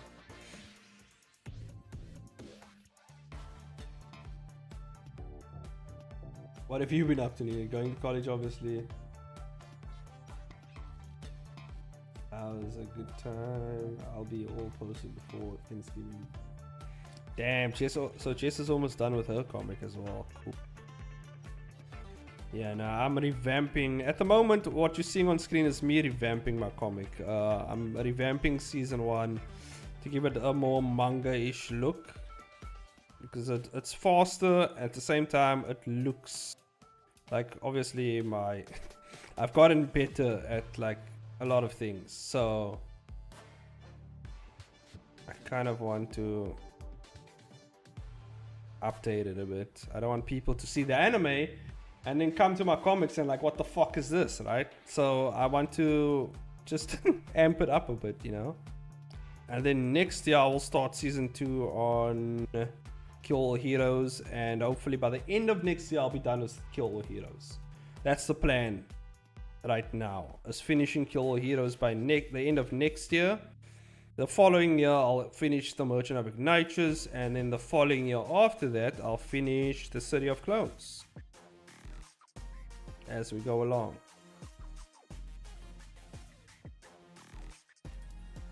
So that's the plans for my stuff. And then there's also obviously the other comics that I plan to do, which is Pray for Love, and what was the other one? Some more Pray for Love. Yeah, Pray for Love, and then Blade Reapers, and then GXT. So those are the other ones that are coming up eventually in the future that I've planned. Blade Reapers is going to be a fairly long comic though, so maybe I should start the shorter ones first. Yeah, maybe I should. Eventually in the future, I think I'll hire someone to do my webcomics or my manga for me. I think definitely I'll hire someone in the future. I'll just like, I think that will be ideal actually. Maybe for Pray for Love, I'll hire someone. I think I'll hire someone to do that comic. Obviously I'll just do the thumbnailing, get the basic structure of the story down and stuff like that, and then I'll send it through to them and they can work their magic in any style they want. Like obviously it's going to be an artist that I like their style and I would like to see my manga in that style, and hopefully they're going to be affordable, you know. So then I'll get that person and yeah, and do that. I don't know how can you manage that many projects. Well, one at a time. That's kind of how you manage it. You just do one at a time. You know, you just, you know, you put it in a sequence. You just one at a time. One at a time. One at a time. That's what I say. You know. At the same time, behind the scenes, I'm doing my animation work, which is also happening behind the scenes, and like it's fucking. Obviously, I'm doing like multiple things at once, but you just take it one day at a time. It's just what you do. You don't rush things. You do them as they come, and whatever's the most pressing deadline, that's the thing you knock out first, and then you just go for all the others as they come in as well. I don't know if this.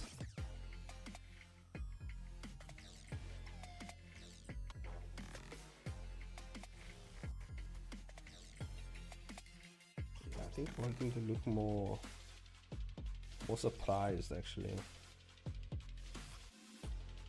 Yeah.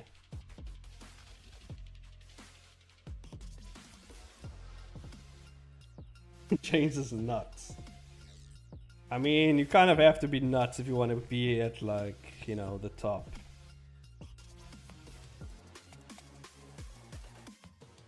And this is another thing that I also realized. Like, people ask me like, how do I stay on track and how stay motivated and inspired? I think I got the answer for it now. The reason why I keep going is because the goal I've set for myself is extremely like high, and it's a long-term goal. My goal is to be the best animator in the world. That's my goal, by the way.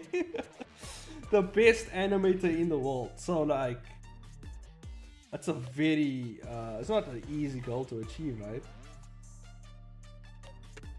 And I think that's why I push myself as hard as I can, because it's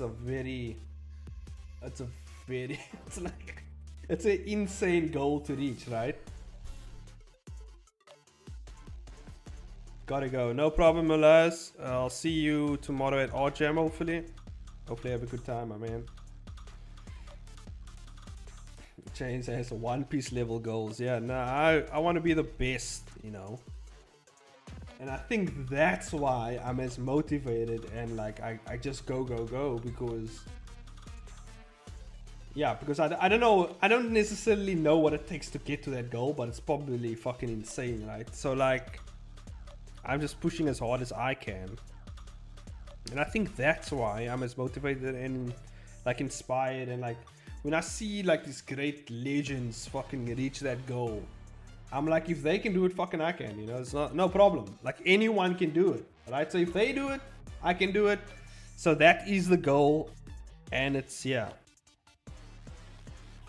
But the more closer, like the more I grind, the more I realize, like, because I'm also doing comics on the side, right? But also the comics help in a kind of a way, you know, with anatomy and stuff like that, fundamentals.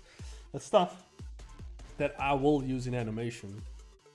And I have kind of pushed my animation style on my illustration works as well, or my illustrated works. So like every step I take here is as well it's a good step forward as well. So I'm kind of just funneling everything into this goal, and yeah, see where it goes. See where it goes, you know.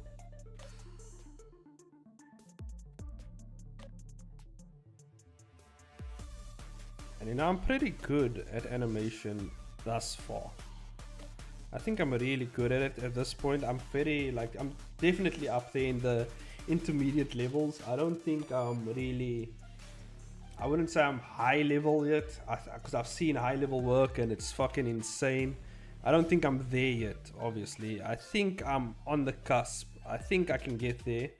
Give me, you know, a few more years and I think I can get there. But right now, I don't think I'm there. You know, I'm close. Well, I wouldn't say I'm close, actually. I would say I'm a quarter of the way there, you know? I feel like I've just scratched the surface, actually. And I feel like there's so much that I still need to learn, but I feel like I know where I'm headed, you know? So, yeah. Another goal, also like something that's attached to my goal as well, is to put South Africa on the map. That is also part of my goal. Because obviously if I become the best, if I get up there, you know, people are going to want to know more about this specific artist, you know, how I got where I got, they're going to know my story, whatever. And obviously I get to prop up South Africa, you know, hold that little flag up proud and wide, you know, just like hold it up above me. So I'm kind of doing it for my country, for myself, and, you know, just for fun. So like, there's a lot of stuff on it's kind of behind me. You know, I don't want to Elon Musk it and just fucking throw the country behind my back, you know. So I want to kind of, you know, because I do love my country and I want to do the best I can for this country, because it's done as shit as this country is. It has made me who I am. So I gotta kind of give up, you know. I kind of have to give props for that, you know. Without this country, there wouldn't be a chainsaw. So, you know, if I do make it to those fucking heights, I won't forget where I came from. That's basically what I'm saying. And I want people to know where I came from. Because people don't know, you know, the talent that's out here, you know. And it's because it kind of gets overshadowed by a lot of the other things in the world. A lot of other people, you know, a lot of other people do cool stuff and they do great stuff, but people over here do just as great stuff, and it just doesn't get out there. You know, people don't get to see it. Only people in South Africa know, right? The people only in South Africa know, and it only gets reported over here, or at least in Africa. No one fucking knows, but the talent here is fucking insane. and people don't understand. And the problem why it doesn't get out there as much is when people leave this country, they disassociate with this country. For example, Elon Musk is the biggest example. He's American now. No one knows he's from South Africa. No one knows. This guy's from South Africa. He's from South Africa. He just doesn't say it anymore. He's American now, you know? And a lot of stuff happens like that. I don't think it's only South Africa. I think like a lot of people who just come from a very shitty third world country, when they go overseas, they just like, I'm a new person now. They cut their ties off from their old life because maybe it was a horrible life. Maybe they had a lot of shit that went on there. You know, I don't know what people's story is, but they kind of just like cut themselves out from it, and then they move on to wherever they go to, and that is what they're known as, and that is what they identify as, and that's kind of what happens, you know. So yeah, so it's a lot. You know, it's a lot to put on my back, but I feel like it's something that only a chainsaw can bear. I feel like. What are you guys saying? The Pokemon theme song is started playing in my head. Oh my god, yes. Is that because of something I said? Who do you think is the best right now if you had to pick one? In terms of animation, I know exactly who, but I can't fucking remember the name because it's Japanese and I'm not familiar with Japanese names. Is it? Fuck.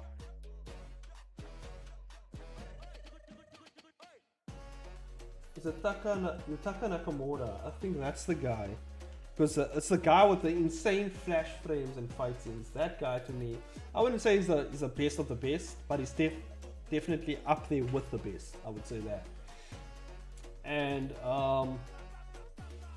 he does some really crazy, he's done all the crazy, all the epic crazy fight scenes that you've seen in anime. He's done those. So like all the massively crazy fight scenes, he's done those. Same just hold on, wait, is CSP I'm seeing on, is this CSP? Yes, this is CSP. How long have you watched me? Do you not know I'm using CSP for my comics? Maybe still back when I was using Blender. Yeah, this is CSP. Obviously it's the best thing for comics at the moment. I can do comics in Blender. It's just fucking, why would you do that to yourself? It's torture, because it's not meant for comics. Comics and animation are both sequential art storytelling. I think animation is the closest medium to comics. Yeah, in terms of storytelling, yeah. I mean, we basically draw storyboards up and then, from that use kind of like, if you think animation is just an extension of a comic, if you think about it. Like, the comic is the selected, key frames of each scene, and animation is just like the in between those scenes. So it's kind of like expanding those scenes. That's kind of what I feel like animation is. If you had to put them next to each other and see how they correlate to each other, that would be it. So yeah, it's basically the closest thing to each other. I think they're very close together. I wish you well in surviving maths. Maths. Thank you. I'm really invented. They really invented what? They really invented too many calculus. Oh, is that what you mean? I think it's all the coffee. It's getting to my brain. I'm still in Blender mind. Still in the Blender mind, yeah. Yeah, I only use Blender for work stuff and backgrounds for my comics. I mean, that's at this point. I'd forgotten change wasn't always the grease pencil. Yeah, I wasn't always. Why would you do that to yourself? The guy who did that to himself. Yeah, but I feel like, but I mean like, but what I meant was like, if you had all this all this options of programs to choose to make comics. Like you wouldn't necessarily go for Blender. Like I was just trying it as an experiment to see if it was possible, and of course it is. But you have to be like me. You have to know the program in and out exactly on how to manipulate it to build a comic out of it. And I just don't think it's ideal in terms of making comics. Obviously, you would use Clip Studio, you use Photoshop, even though Photoshop's from the devil. You would use even Krita. I mean, there's so much options nowadays. Like why would you necessarily if you want to do animation, sure, Blender. I wouldn't necessarily use Clip Studio for animation, even though it's an industry standard in anime. I would use Blender because it's just really good at animation. I wouldn't fucking use Clip Studio because I believe it's slow. It's slow as shit. Like there's so much stuff I can get done with Blender in like a few seconds rather than actually doing it in Clip Studio. And it's just the tools are more like the tools are very awesome, and like there's so much stuff you can do with grease pencil, fucking project lines onto 3D objects and shit like that. So like I mean, there's so much shit you can do there that yeah. Now if you use Blender and Clip Studio in tandem together, that's a very, like if you can figure out that workflow with these cool programs, pretty sure you can figure out some cool shit to do with them, you know. Anyway, what was I talking about? Yutaka Nakamura. Yeah, that is, I think, one of the best animators in the world right now. Yutaka Nakamura. And he's done all the iconic fight scenes that you know, like even in Pokemon, in like fucking DBZ. I'm pretty sure he did some animation work in One Piece. He did it in Naruto. Like all the crazy fighting scenes, it's mostly Yutaka Nakamura. He did Mob Psycho 100, all those crazy fight scenes in there. Like he's done, so his body of work is fucking insane. Like so whenever obviously I'm looking at people's work to inspire me and you know learn from, I always look at Yutaka Nakamura. He is like, especially he's the god of flash frames basically. This guy, when it comes to flash frames, this guy is insane. So, and flash frames, as you know, just makes your animation look 100 times better. It's just, flash frames are amazing, you know. If you go check my short film that's up on my channel, if you go watch that short film, I took a lot of insight from his flash frames and how he does it and stuff like that. That's why the flash frames look so cool, you know. It's because I basically look at what he does and I kind of like mimicked it. And he has a very expressive way on expressing flash frames. I mean, it's phenomenal. So when I talk about being the best in the world, I don't mean getting to his level. I mean being above his level. That is the goal I'm shooting for. To be better than all the other ones on top, right? So that's a crazy goal I set for myself. But I feel like you have to overshoot to reach heights, you know? You have to overshoot. You have to go for it. If you're gonna do something, you do it, you know? You go fucking all out. Balls to the walls, you know? You fucking go for that goal.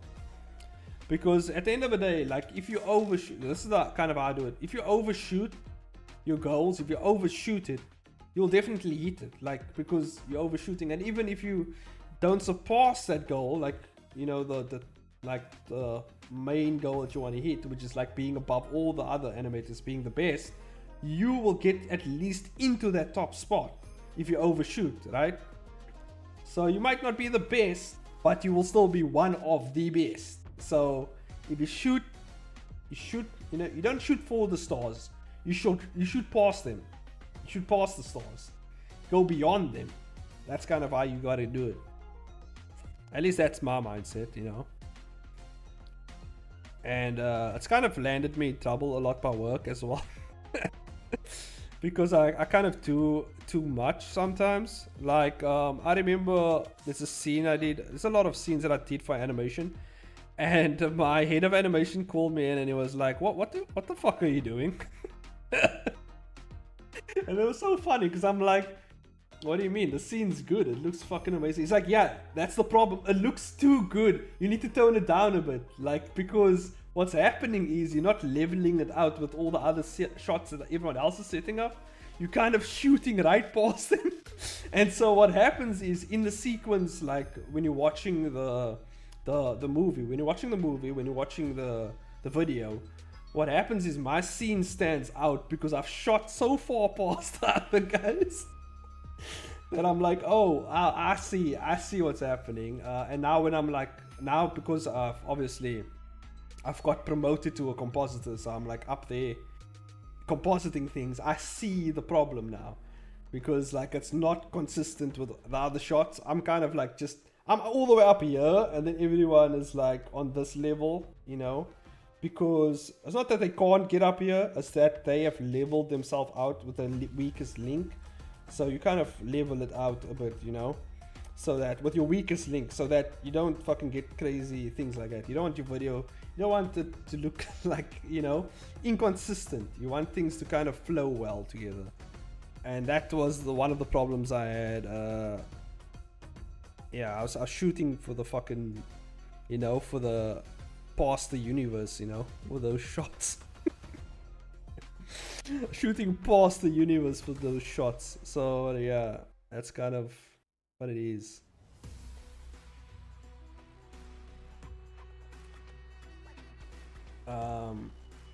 And it's something that I took note of also, like looking at Yutaka Nakamura's work.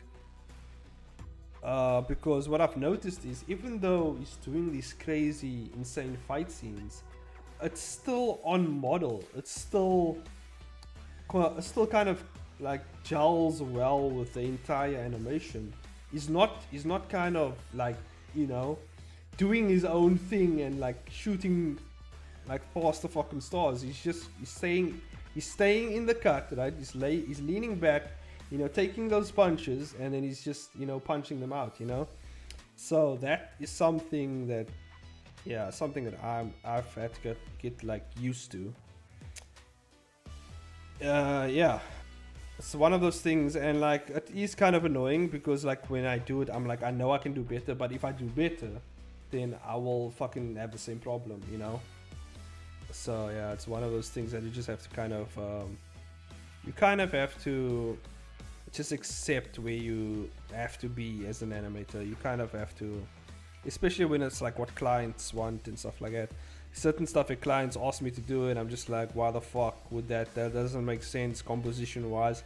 But as like my head of animation says, like they don't pay us to think really, so so we just do whatever the fucking client wants. If you want the sky to be green, we will fucking make it green. We'll paint all the characters purple, and then we'll just light the backgrounds on fire, because why not, right?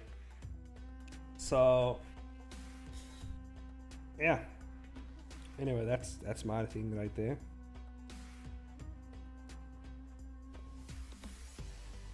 So yeah, shout out to Yutaka Nakamura, man. The top G. He's the top G. Well, I wouldn't say he's one of the top G's in animation. There's a lot of there's other animators, like I have the names here because I can't fucking remember them, but I know the guys. When I see their work, I know who they are. So like oh fuck, how do you even say this? Masashi Kishimoto is also pretty good. I've seen some of his work. Takashi Anda, I can't remember him.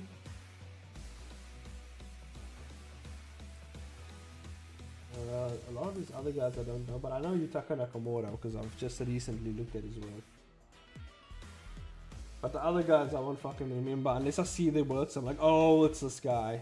It's this guy, the guy who does the fucking thing with the thing and adds the thing on the thing. That's the guy, yeah. I respect artists who use MS Paint to draw comics. I just saw that now. Yeah, I love respect to the MS Paint gang. I'm pretty sure MS Paint is pretty... MS Paint has to be like has to be much more has to be like a bit more upgraded than it was like back in the day, right? I mean, at this point, do I have MS Paint on here? It has to have a lot more useful tools. Oh yeah, yeah it is. Let's check MS Paint out before we. I mean, what's MS Paint like? Let's see if it's an improvement from where it was. Oh god. I take my words back. It's not changed, guys. MS Paint is still MS Paint. Holy shit. Yeah, I mean, it's still MS Paint. The fucking, oh my god. Microsoft, update your shit, man. Goddamn. You can't have layers. Oh my god, Microsoft. Why would you do that? Let me make an eye. Let me do an eye.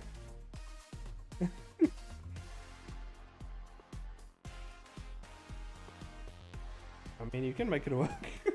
Fucking hell, dude. What is this? No pin pressure. Oh my god. Is there settings? Oh, there's no settings. No.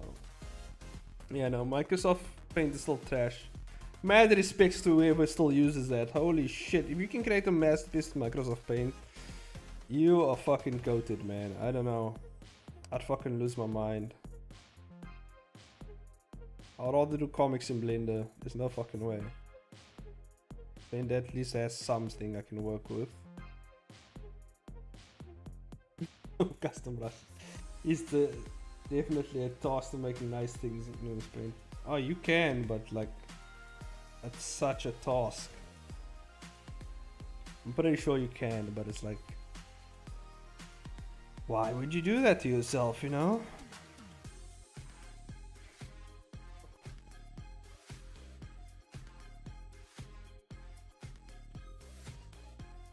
You know what? One day I should do a MS Paint challenge and see what's the best thing I can do. Like what type of thing I can create with MS Paint, you know?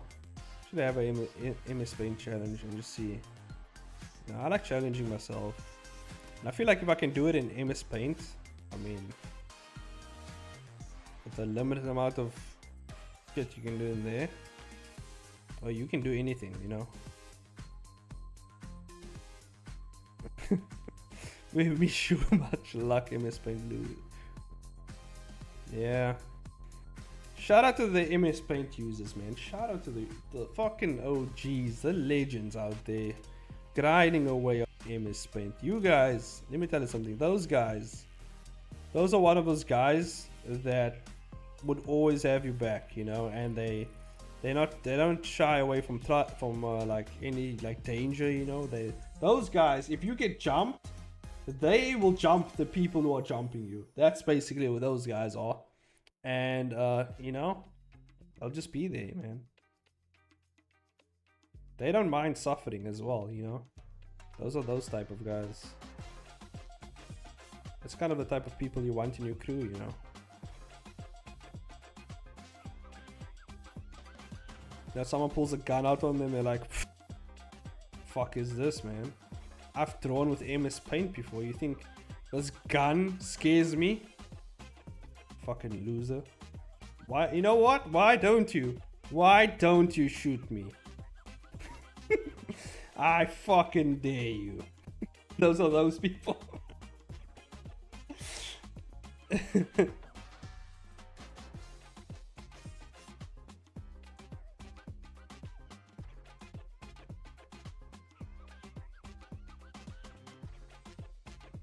That will be like, imagine like someone just comes up to you, pulls a gun at you. I'm like, oh, joke's on you, my friend over here. Let me tell you something. This guy, he uses MS Paint to make straight up masterpieces. Let me take out my phone. Let me show you. This is what he created, and it's just like fucking you know, it's just like the best thing you've ever seen in your fucking life. And he's like, Fucking the guy with the gun just fucking drops to his knees and starts crying. Doesn't know what he's doing with his life anymore. Just fucking gives up. And then the MS Paint guy just snaps his neck, and then that's how that ends. That's how that ends.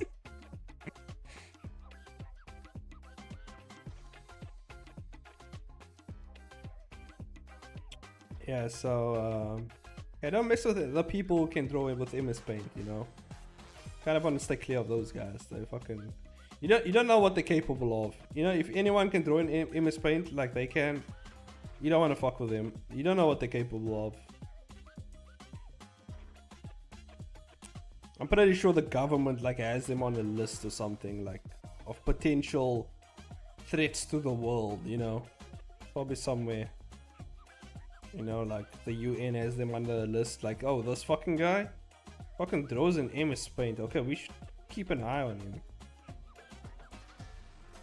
He might start a revolution. He might he might conquer a few countries. I don't know. This guy is fucking out of his mind.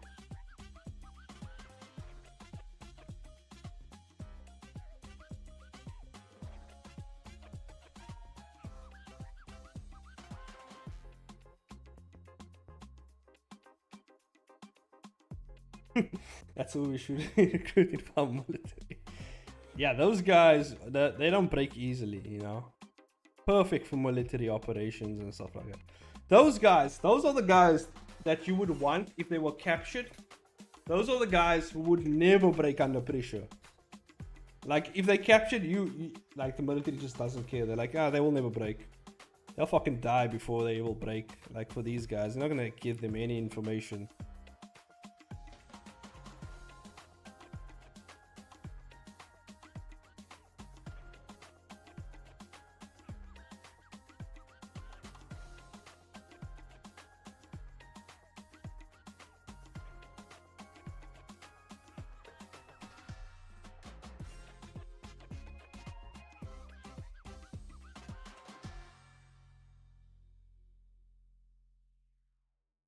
Yeah.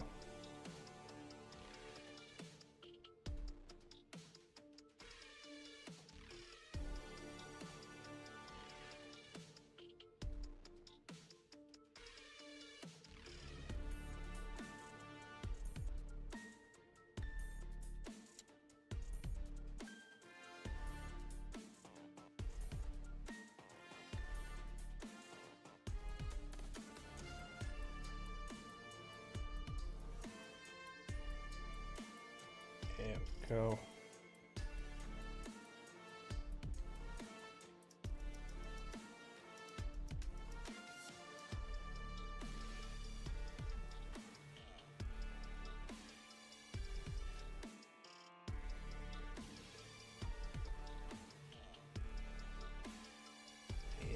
Yeah. The water body is working. He just keeps laughing and saying, MSP.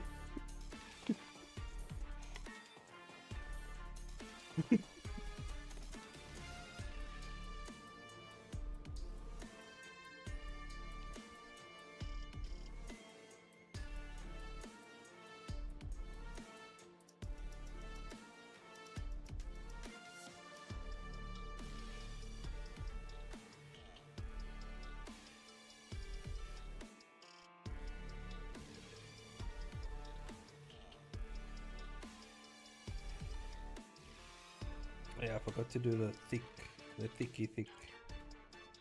I like doing these thick I like doing these like thick outlines on my characters. It's so like satisfying.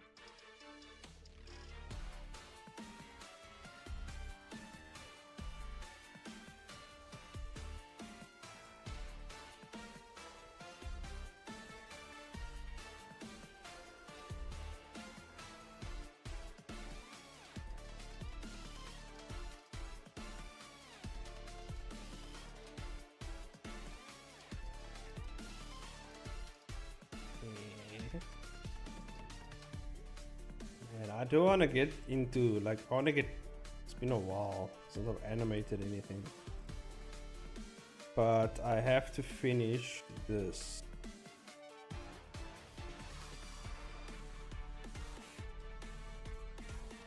Maybe I'll get back there. I mean, I do animate for work, but like, I mean, like my own, you know, side stuff.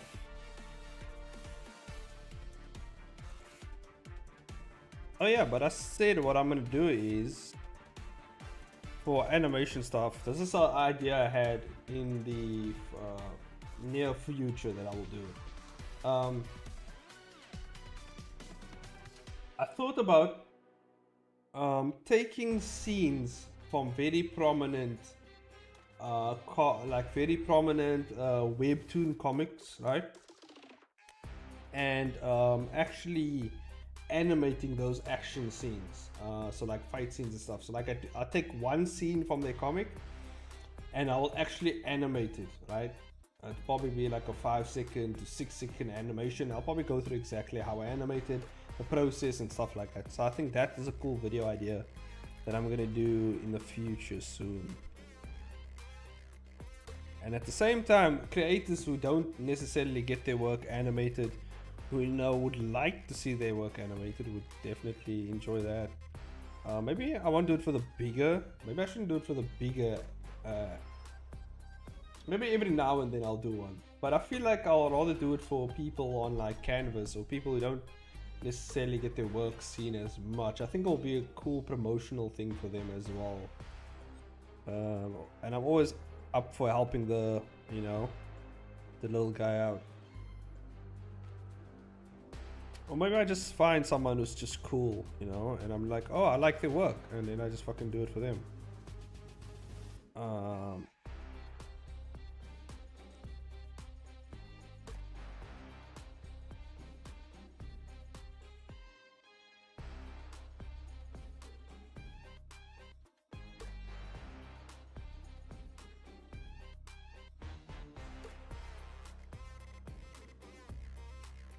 Nice idea, yeah.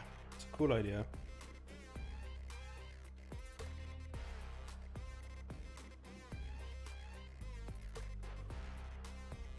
And also, it will kind of help me practice different stylistic choices for animations as well.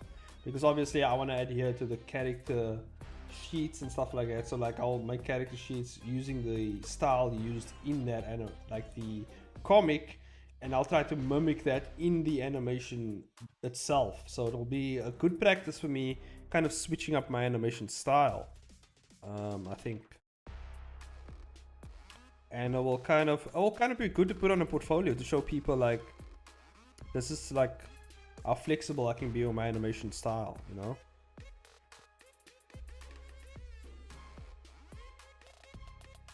You never know when a job might come by.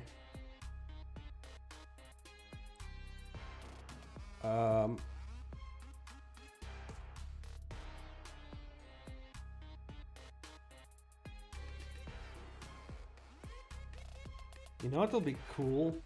And I thought about this. I had this idea, right? Because the people that I'm working with, Obsidian Red, right? I was thinking about this, that if my stuff pops off, if things go as well, I was thinking of them hiring me as one of the animators to work for them. Obviously I come quite cheap, so they will actually, according to the dollar system, I come quite cheap. They can pay me like 3 times the amount that I earn now, and it will still be it won't be that much for them. So I mean, in terms of cost wise, it will be beneficial to them. But we'll see, and obviously I'm a senior level animator, right? So like I have a lot of skin in the game, a lot of experience. I know how to manage an animation team. So I mean,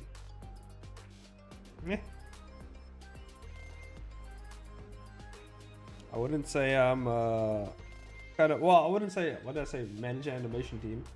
I guess I can direct an animation team. I don't think I can manage it though. That's a different skill altogether, because I'm not really that organized, so like I kind of just go with things, but I can boss animators around and tell them to do shit for me. That is something that I can do it like daily. So I mean, something I can do. Yeah, but I also like animators to kind of do their own thing, you know. Kind of like them to express their animation works as best they can. So I don't know, I thought that was a cool idea. Maybe something to think about in the future. I don't know, my current animation job's pretty sweet and there's a lot of benefits, so I don't know. If they can cut me a deal twice as good as I have now, I'll take it. But right now, the deal I have right now is still the sweetest deal ever. So, yeah, man.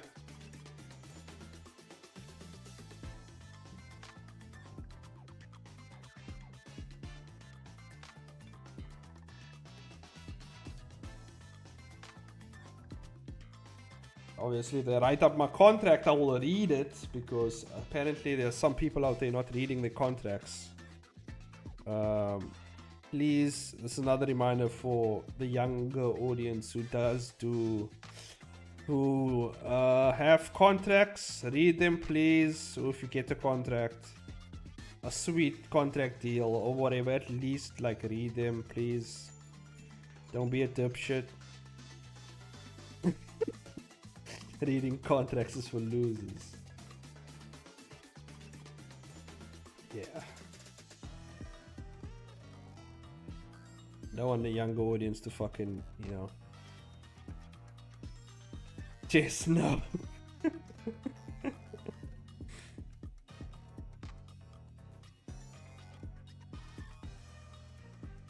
Did you hear about that Yuning? I mean, not Yuning. Did you hear about that, Nikki? The whole fiasco with Uru-chan. Is it Uru? Yeah, it's Uru-chan, the creator of Unordinary, in the whole contract fiasco. Have you heard about that? That she doesn't read contracts. And yeah, and she's kind of getting fucked now because yeah, she didn't read a contract. I'll keep pointing it out because it's a good example of you not reading the fucking contracts. Yeah, she didn't read a contract and now she's kind of getting what would you say, not what she deserves, but kind of she's reaping what she sowed. That's the saying. There we go. She reaped what she sowed.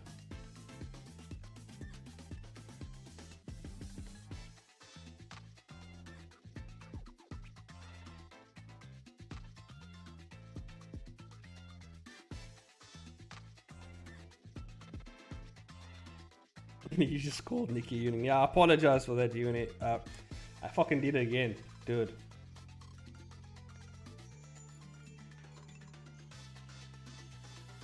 I think it's because Jess said it, and then I thought about the word, and then it was fucking. She's like a disease, dude. She's like infects my mind. I apologize. I feel like it's an insult to call Nikki Yuning. You know, that's an insult to anyone.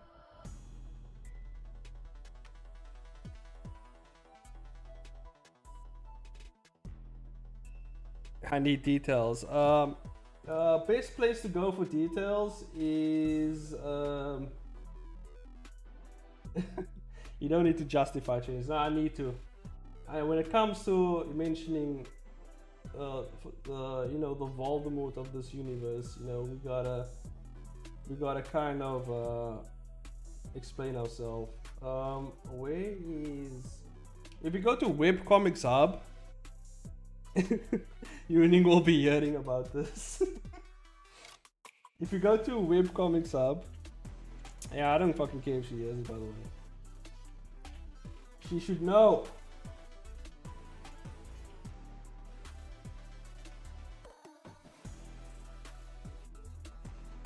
Yeah, if you go to webcomics hub,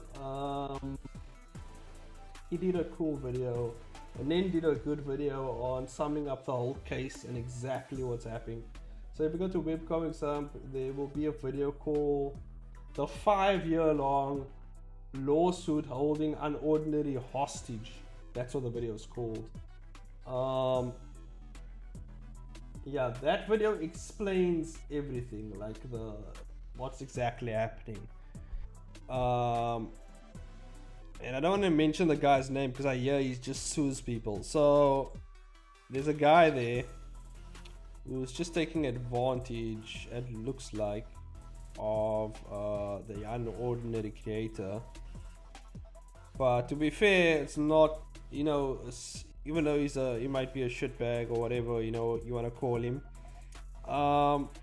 It's kind of her fault because she didn't read the fucking contract, so it's kind of on her as well. You know, I don't blame the guy alone because, you know, people are gonna be scummy. You know, you can't really. There's nothing to do to avoid that. You just have to make sure that you cross your I's and dot your T's. You know, you can't just walk.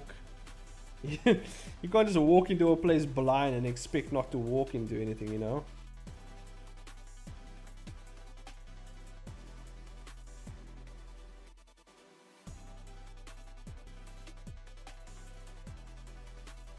Yeah,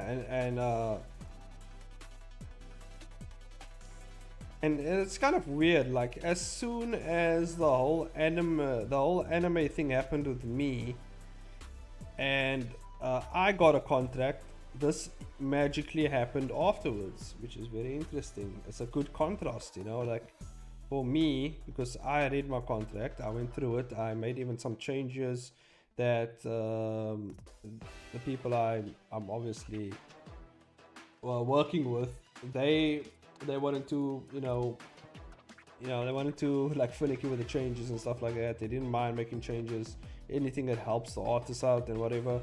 So, you know, if you just talk to the people and, you know, you make your changes, obviously get a lawyer or get someone to trust, you know, get someone you trust to read over it. I mean, that's the most, like, I showed my entire family the contract, like, this is the contract. And, you know, I had them like go like through it. And also my contract wasn't actually that big. So it was like about, you know, 6-7 pages, right? So it's not actually that much. I don't know what the fuck her contract looks like, but it was probably unreasonably large because, I mean, unless she's just fucking lazy and doesn't want to read through 7 pages, you know, then it's kind of on her. But I mean, 7-page contract, you know, I can read that, it's not a problem.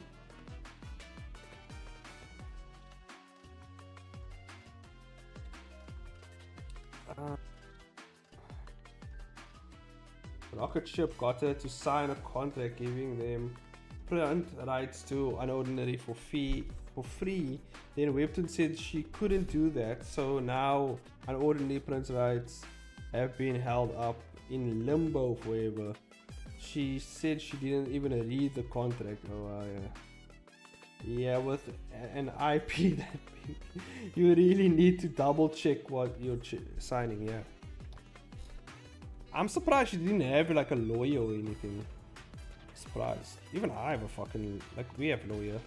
You know, we have a lawyer for our family matters and whatever. I'm surprised she didn't have a lawyer, or she just didn't bother to get one. But yeah, that's just that case. But I always bring up this because, you know, it's a good reminder to read your shit. Whoever sees this, read your contract, please. Don't be a dummy dumb, you know. Read your contract. Don't fall for the traps. Because if you don't read your contract, it's very easy for the high ups to take advantage of you. And also, yeah, you know, especially if you're a younger artist and you don't necessarily know your value as an artist yet.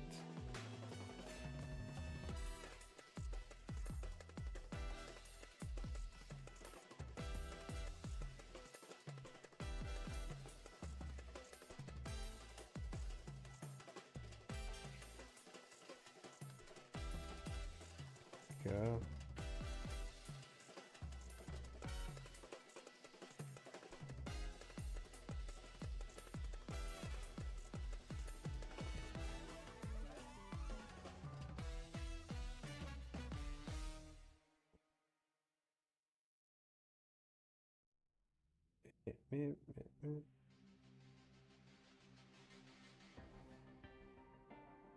I would def get a lawyer now. Like, wow, yeah. Oh, wait, he just freaking read it. Yeah, exactly. You don't even need a lawyer as much as just fucking reading it sometimes, you know?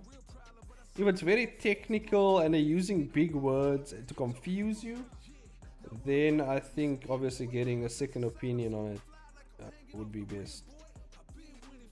Hey! Hey, what's going on here? Hey, what was that?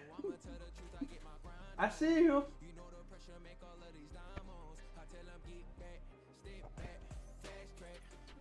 My wife's stealing candy. Stealing a candy thief in the house. I knew it. Fucking just stealing candy. I knew it. A candy thief. Candy thief in the house.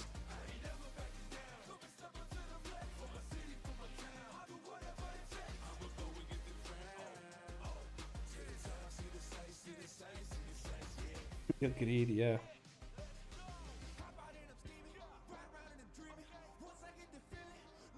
She's entitled to at least half of the candy, no.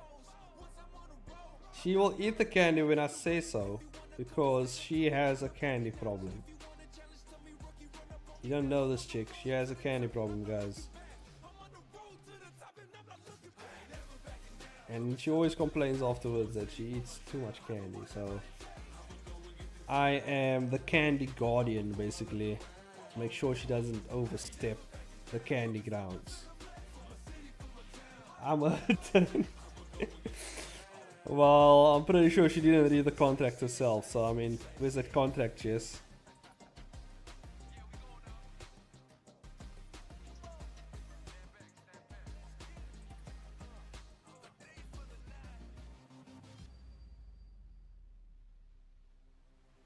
I'll exploit that contract.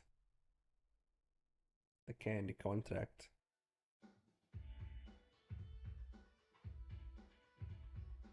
She gets candy.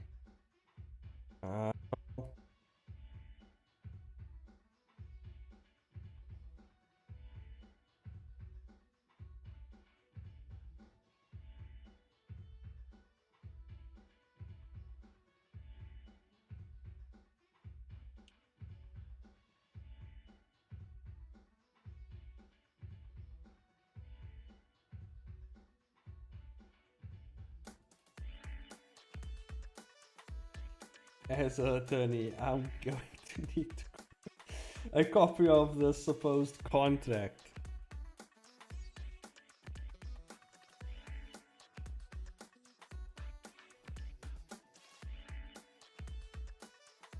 Order in the court.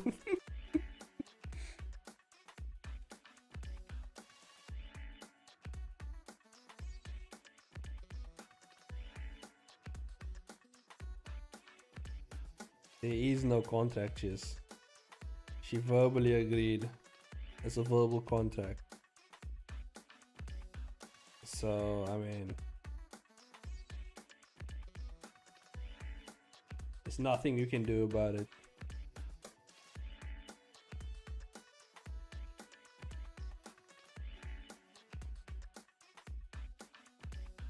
It was verbally signed. And it's not tangible.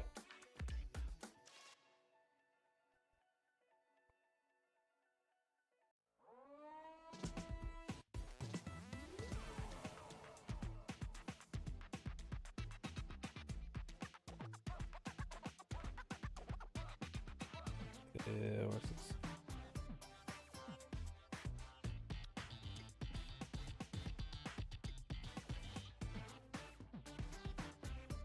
I see, so you shall word against you.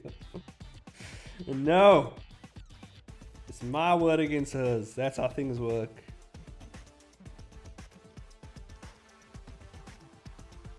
Because I am the candy guardian, okay? I guard this candy.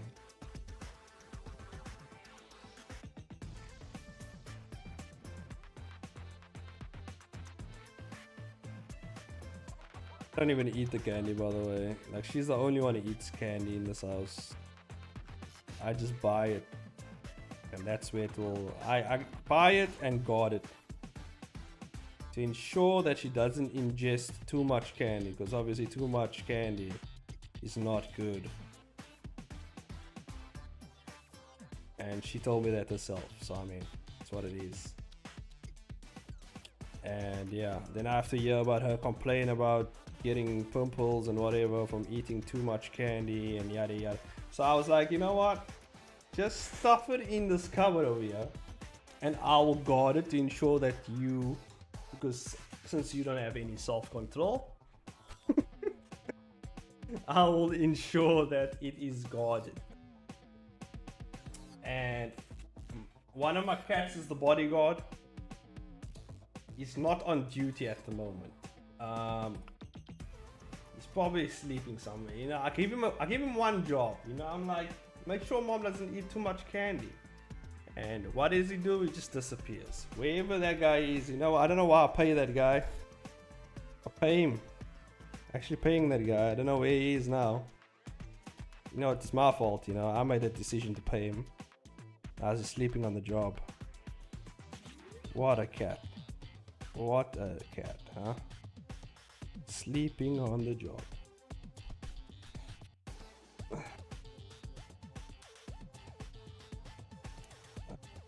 Alright, y'all, I gotta bounce. Okay, Nikki, see you in the next stream or whenever we see you again. Whenever you climb out of that study cave. My camera keeps like, I don't know if it's rising, but it's up. I keep dropping in my chair. I don't know if that's the problem. I hope I understand. Too yeah. My husband is in charge of the bed, of my bedtime, or else I never sleep. Yep. Yeah, it's the same with me, like with bedtime as well. Like my wife like will tell me, hey, you gotta get to bed. Like you can't just be staying up. Sometimes that happens with me, but it's only if I like lose track of time. Sometimes I zone out. Like if I'm really focused on something, I zone out and I'm just fucking working. But I'm always really good with, what the fuck's this? I have silicone on my arm. This is probably from the shower. I was waterproofing the shower and I fucking put all types of silicone on my arm. Yeah, silicone sealant sticking to the hair on my arm. Oh my god, I know I didn't even got there. Okay, but yeah. Yeah, normally I'm pretty good with my schedules, you know. Normally I'm like on it, you know. But it's just in case there are those times where I slip up because I'm human, you know. I'm not as godlike as most of the people think I am, you know. When you cut me, I do bleed, and I bathe in that blood, you know. So I mean,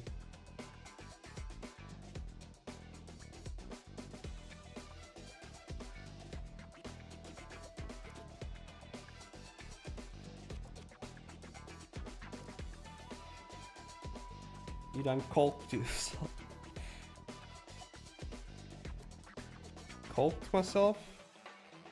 What the hell's colt? Colt? Colt. What type of word is that, Jess? Well, that's going in the weird word dictionary.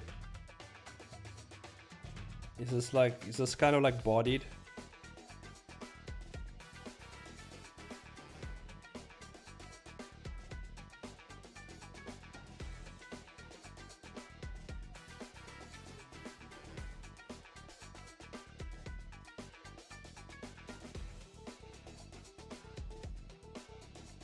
Oh, Colchus silicone sealant. Oh, is that what you call it? Interesting. Yeah, we just say silicone sealant. I don't know if that's an American thing or what.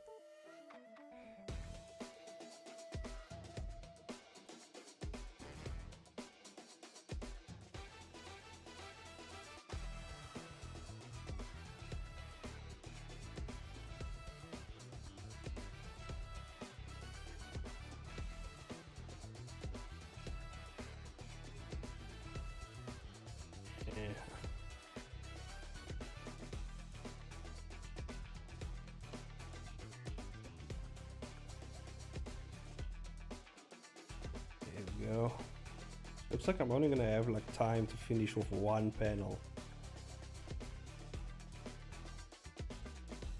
Yeah, but I feel like I was just talking a bunch of times during the stream, so I mean, it's what it is. It's how streams go. It's how streams be, you know. Some streams I finish like 3 panels, and then some of them I finish none, and then some of them I finish 1.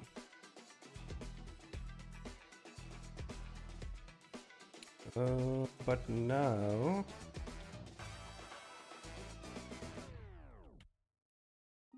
you know, I still name my layers, you know. Unlike some people's names that I've mentioned during the stream starts with a Y.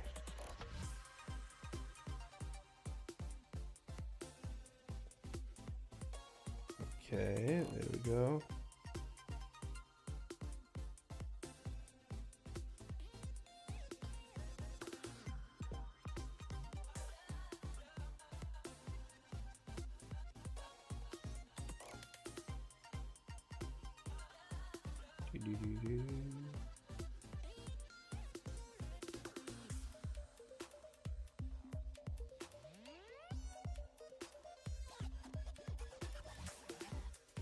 Yeah, is there a way, Jess, that I can fill, like if I hit selection, right?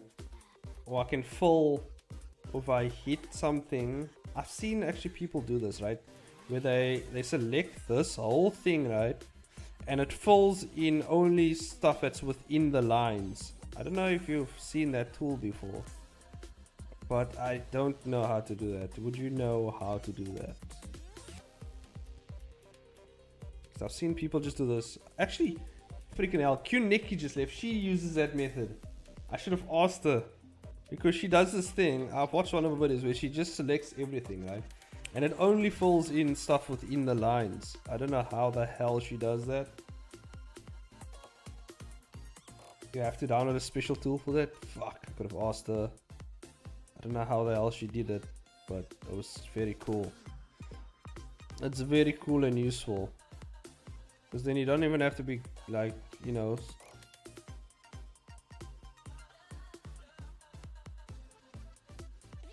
Oh hell yeah, just coming through. Just coming through with the tools.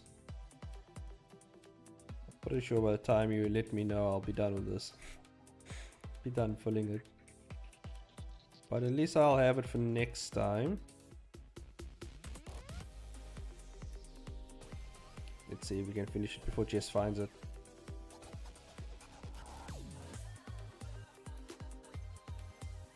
Ice cream tool. Okay. Oh, it's one of those Asian worded tools, huh?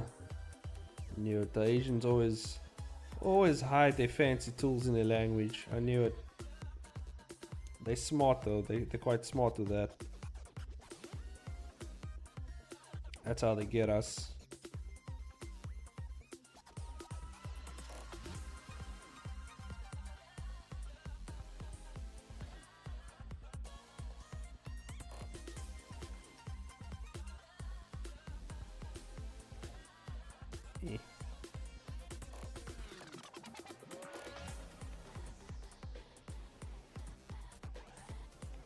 Oh, there we go.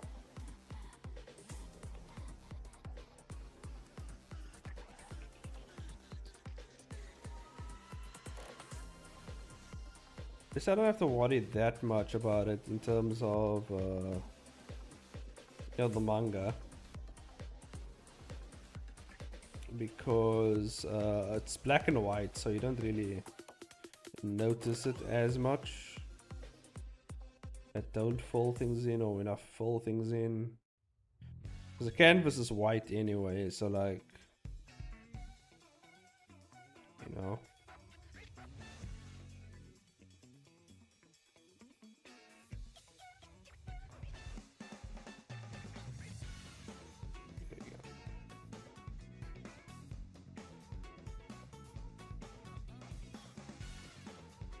I was gonna send you a link, but the store is frozen. Yeah, that store, they need to Because I've noticed that store is very slow. That's the one thing that annoys me. It's just slow all the time. Like, why though? I don't know if it works. I don't know if if it's just because my PC isn't the, you know, top of the line PC, but I mean, it's fast enough, you know, to play fucking Street Fighter and Mortal Kombat. But can't open a simple store in Club Studio.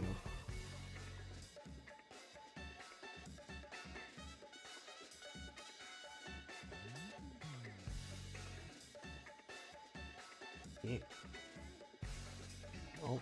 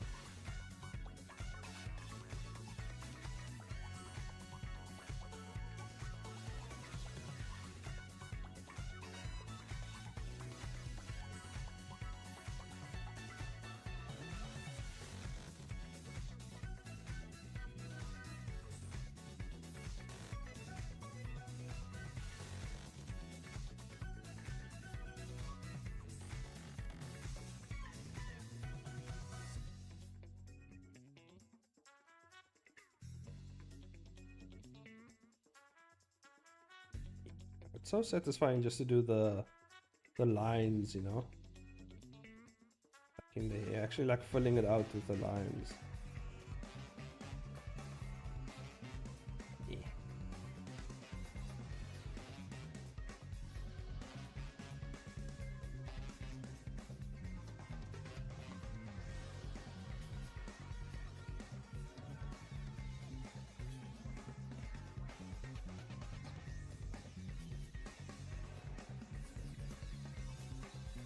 Go.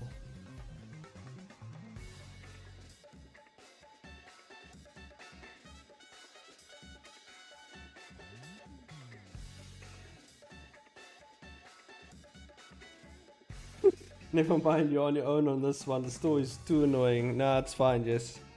I've already filled it out faster than you can find it in the store, so I mean, it's what it is. Maybe I'll just message QNick here and just ask her, you know, like what specific tool does she use. I'll just message you on Discord or on IG or something. I feel like Discord will be easier because you can actually show me, you know. So maybe I'll just message you and just ask. Or I can go back to a video and see what the tool's called and then just type it into the store. You know? Maybe I can just do that. Because I know the video.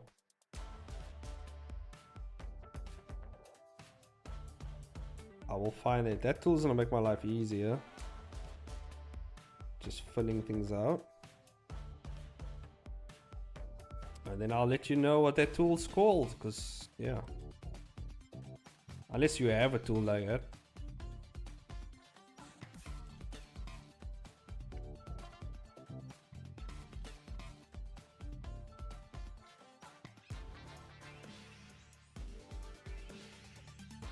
I can send you a picture. Oh yeah, that would be helpful. Just send me a picture of it. That's cool. I can work with that.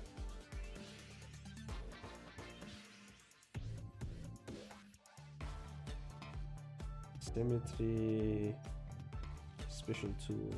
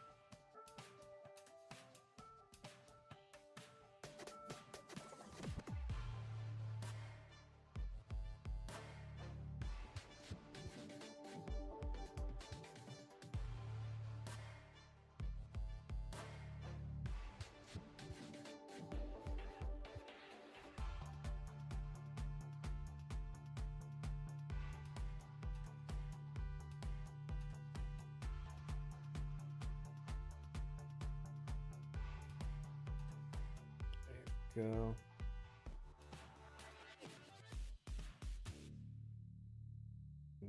I love this ruler tool though. It's sort of just for quick speed lines, you know.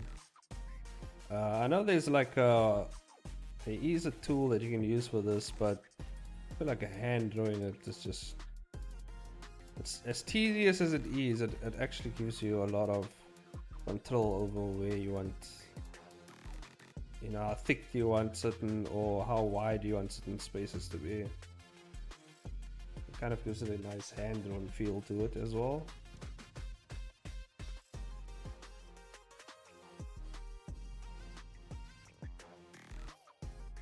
I kind of like to make one side like the dominant side sometimes.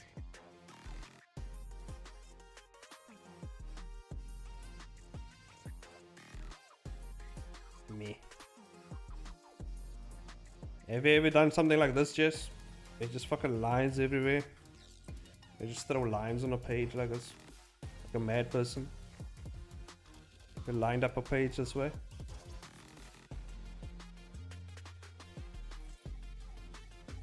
There we go.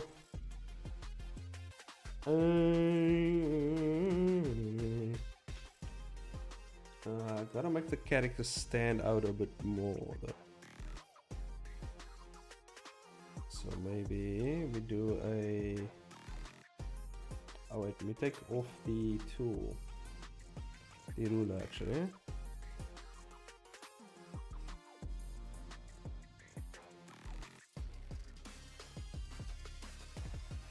You haven't, but you like the lines. Well, now you know how to do them. So we're gonna add a bit more. If you want to go nuts with lines, just use the special ruler, you change it to parallel lines, and there you go.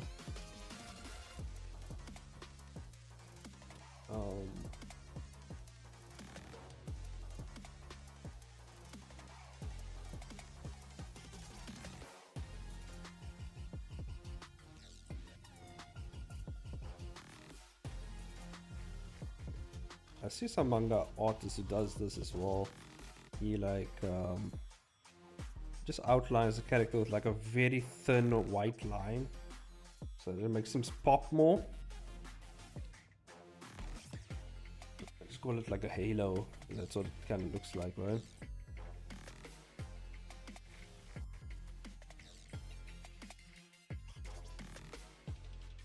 And then maybe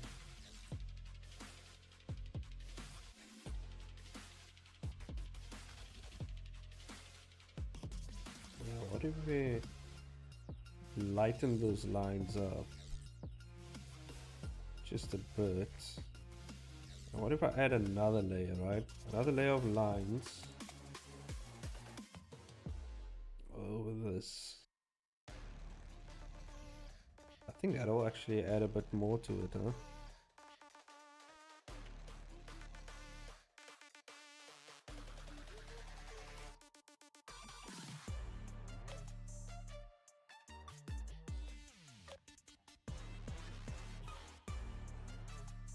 Just see what it looks like actually. I'm able to add a bit more depth to what I'm doing here, but let's see what it does. Let's see what it does. I think it does actually focus the... Let's put the focus back on the characters if I do it this way. You know, with the softer lines in the back, and then I do some more hardened lines. Let's put the focus more on the characters.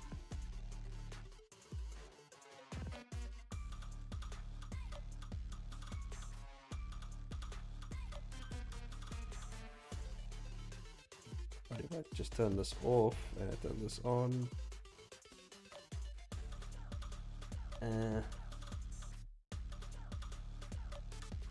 I think it's fine this way.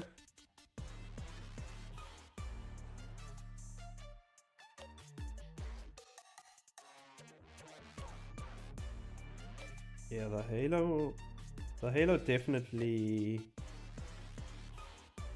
does kind of make a difference.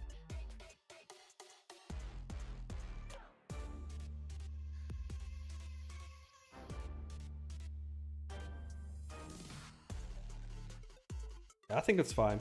I think it's fine. I'm happy with this. I can always come back here if I'm not happy and just fucking do my own thing.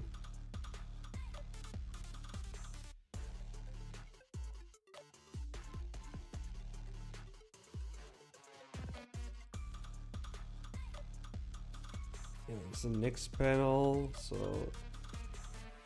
character.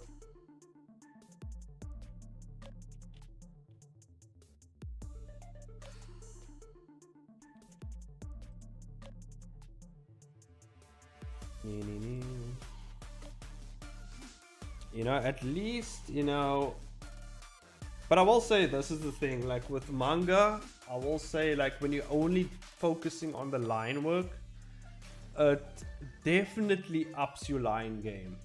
Definitely does, because the only thing you're focusing on here without any color, right, and the only thing you can really that can help you express certain effects and certain things within the comic, you need to you can only use line. You kind of limit yourself to this line work, and you can kind of use like a grayscale type approach to it, like I kind of did here.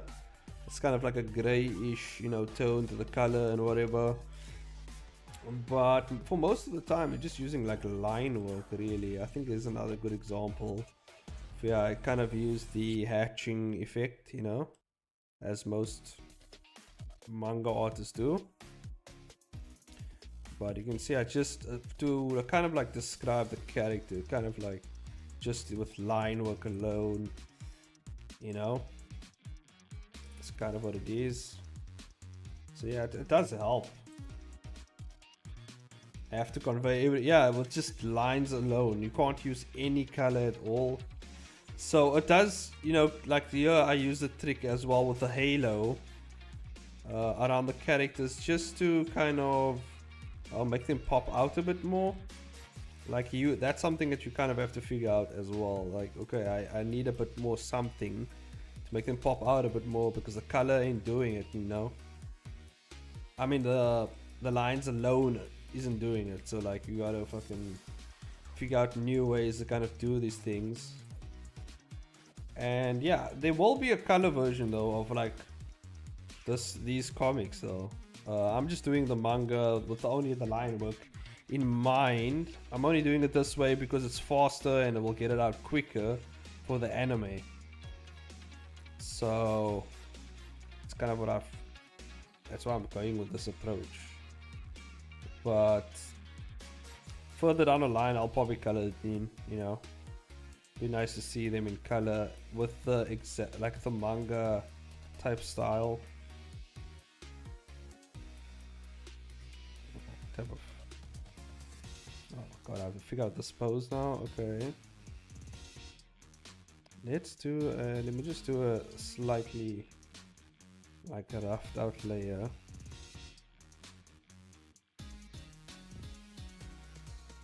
I figure out where these muscles lay. I just did a rough of the pose. And then kind of rough out where the body's gonna, how the muscles and everything is gonna. Yeah, I don't like this arm. This arm is like so.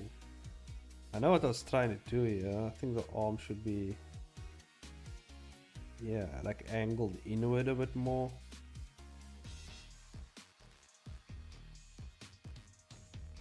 Bit more inward. Yeah, I think that actually, because then it looks like it's forward.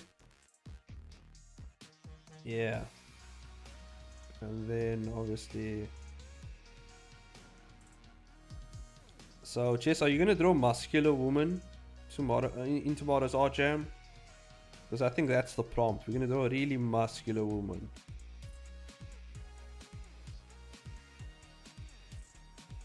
And you know, that's like my favorite thing right there. Just drawing not only just jacked women, just jacked people in general, you know, like making them jacked. So this might be a chance, Jess. Finally get to draw like a really jacked up, you know, individual, you know, make them extra buff, you know, aspect of your work that maybe you haven't explored it. Ever think about it? Just drawing people jacked. Probably not. I'm behind schedule a little. Ah, damn. I would have loved to see what Jess's characters look jacked. Just so Luna buffed up. You know? Buffed up. Buffed Luna.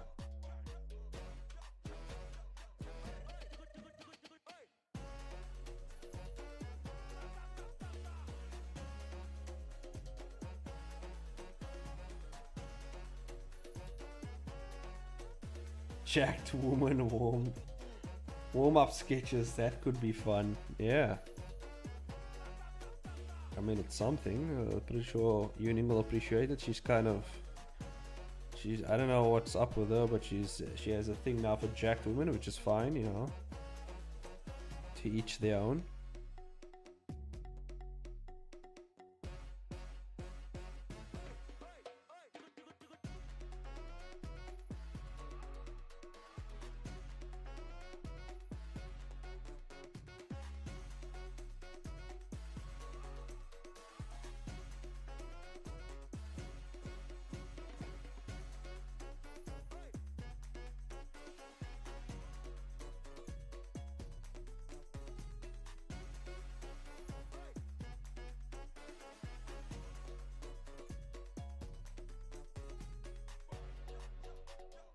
Go.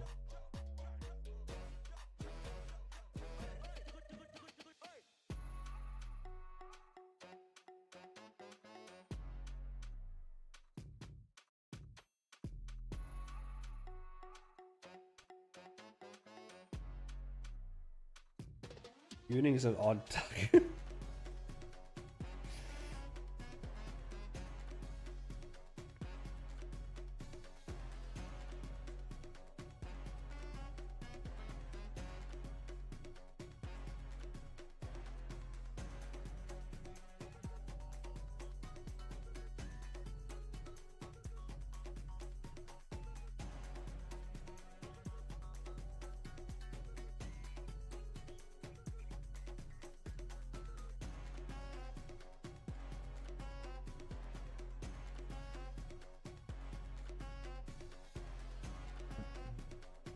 Go.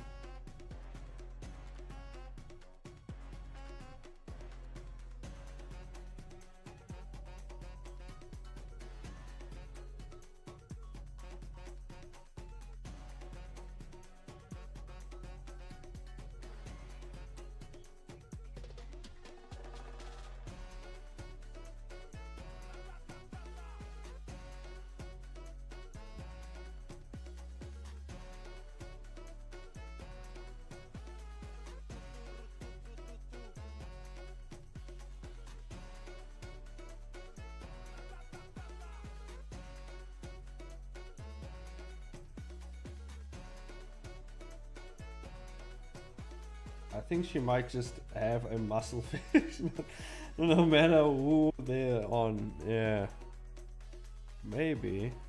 Yeah, you know, she's kind of into, what's that guy's name, Ganondorf. You know, he's kind of a jack guy. But I mean, you know, I also like muscles. I wouldn't say I have a fetish, but I do like the aesthetic of muscles. You know, I don't know. I just love the power aesthetic, you know, just like, you know, when you see a muscular person, you're like, that person is fucking tough, you know, fucking badass, you know. I like the badass aspect of it.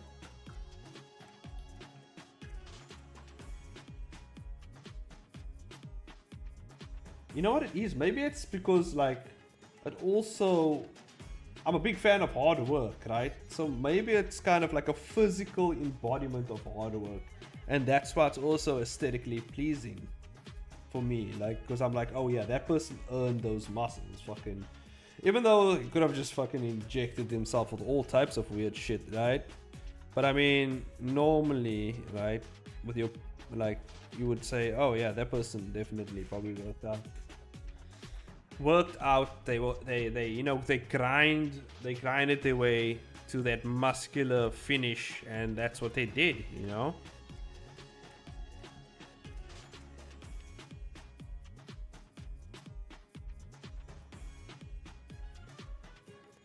I'm pretty sure it's a six. Yeah, well, I mean, with Yuning, yeah, but I'm talking about myself.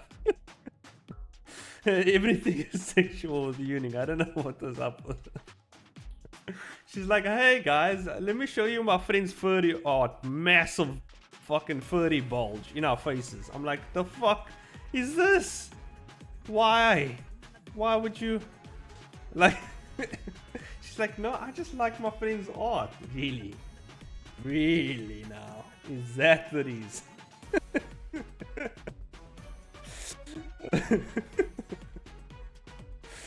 Oh my god. Like, when you see that, like, how do you not know? Oh yeah, people are gonna think this is weird. Like, why would you? Oh my god. But I mean, it's just, you know, it's just Yuning being Yuning. You can't really, you know, it's just Yuning being Yuning. You know, we kind of expect it from Yuning. It's Yuning, you know. If someone like told me, sprung that up on me, I would be like, yeah, I mean, I wouldn't even be surprised. I'll just be like, oh yeah, that's Yuning. I'll be like, what the fuck? Okay. But then I'll be like, oh yeah, that's Yuning. Yeah, that's right. Forgot about that. Yeah, it's kind of, that's what she does, right? She's just weird. She is weird, man. But that's why, I think that's why we just like Yuning, you know. She's that weird, that fun, lovable, weird person, you know. Annoying, fun, lovable, weird person, you know. But you need one of those in your group. That she's always herself. Yeah, you know, that's one of the things you have to admire by Yuning. You know, she's definitely, you know, still Yuning at the end of the day, you know. And that's a good thing, though. You know, she's genuine, and that's a good thing about her, you know. It's probably one of the only nice things I can say about her. That she's genuinely just weird, you know, and that's I mean, that's like a kind of you know, that's kind of an achievement in itself, you know. Yeah, weirdos are more fun. Yeah, I would say I'm pretty weird myself, but I mean, I'm a different type of weird. I mean, technically, I think we're all kind of weird. It's just like, how do you tell, like, you know what I mean? Like, well, what is really the weirdest of weirds? I don't know. Maybe it's different in everyone's eye. I don't know if that makes sense, but you know what I mean?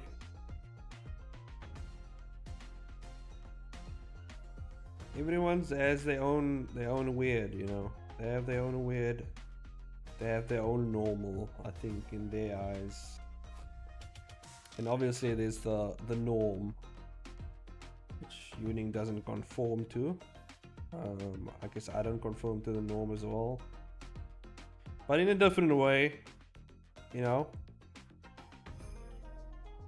This is centered. This looks centered. Yeah. I need to center that statue a bit more.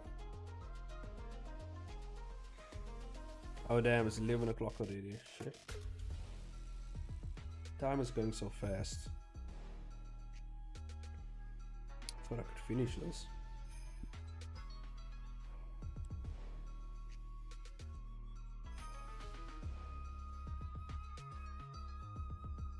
Everyone's weird about something. Yeah, I don't know. Everyone has their own weird.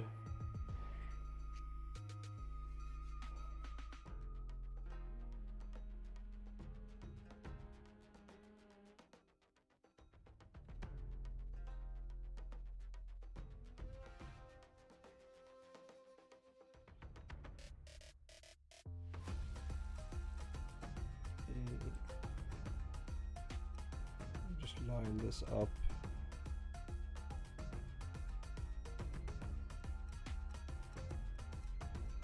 That's fine that way. Yeah.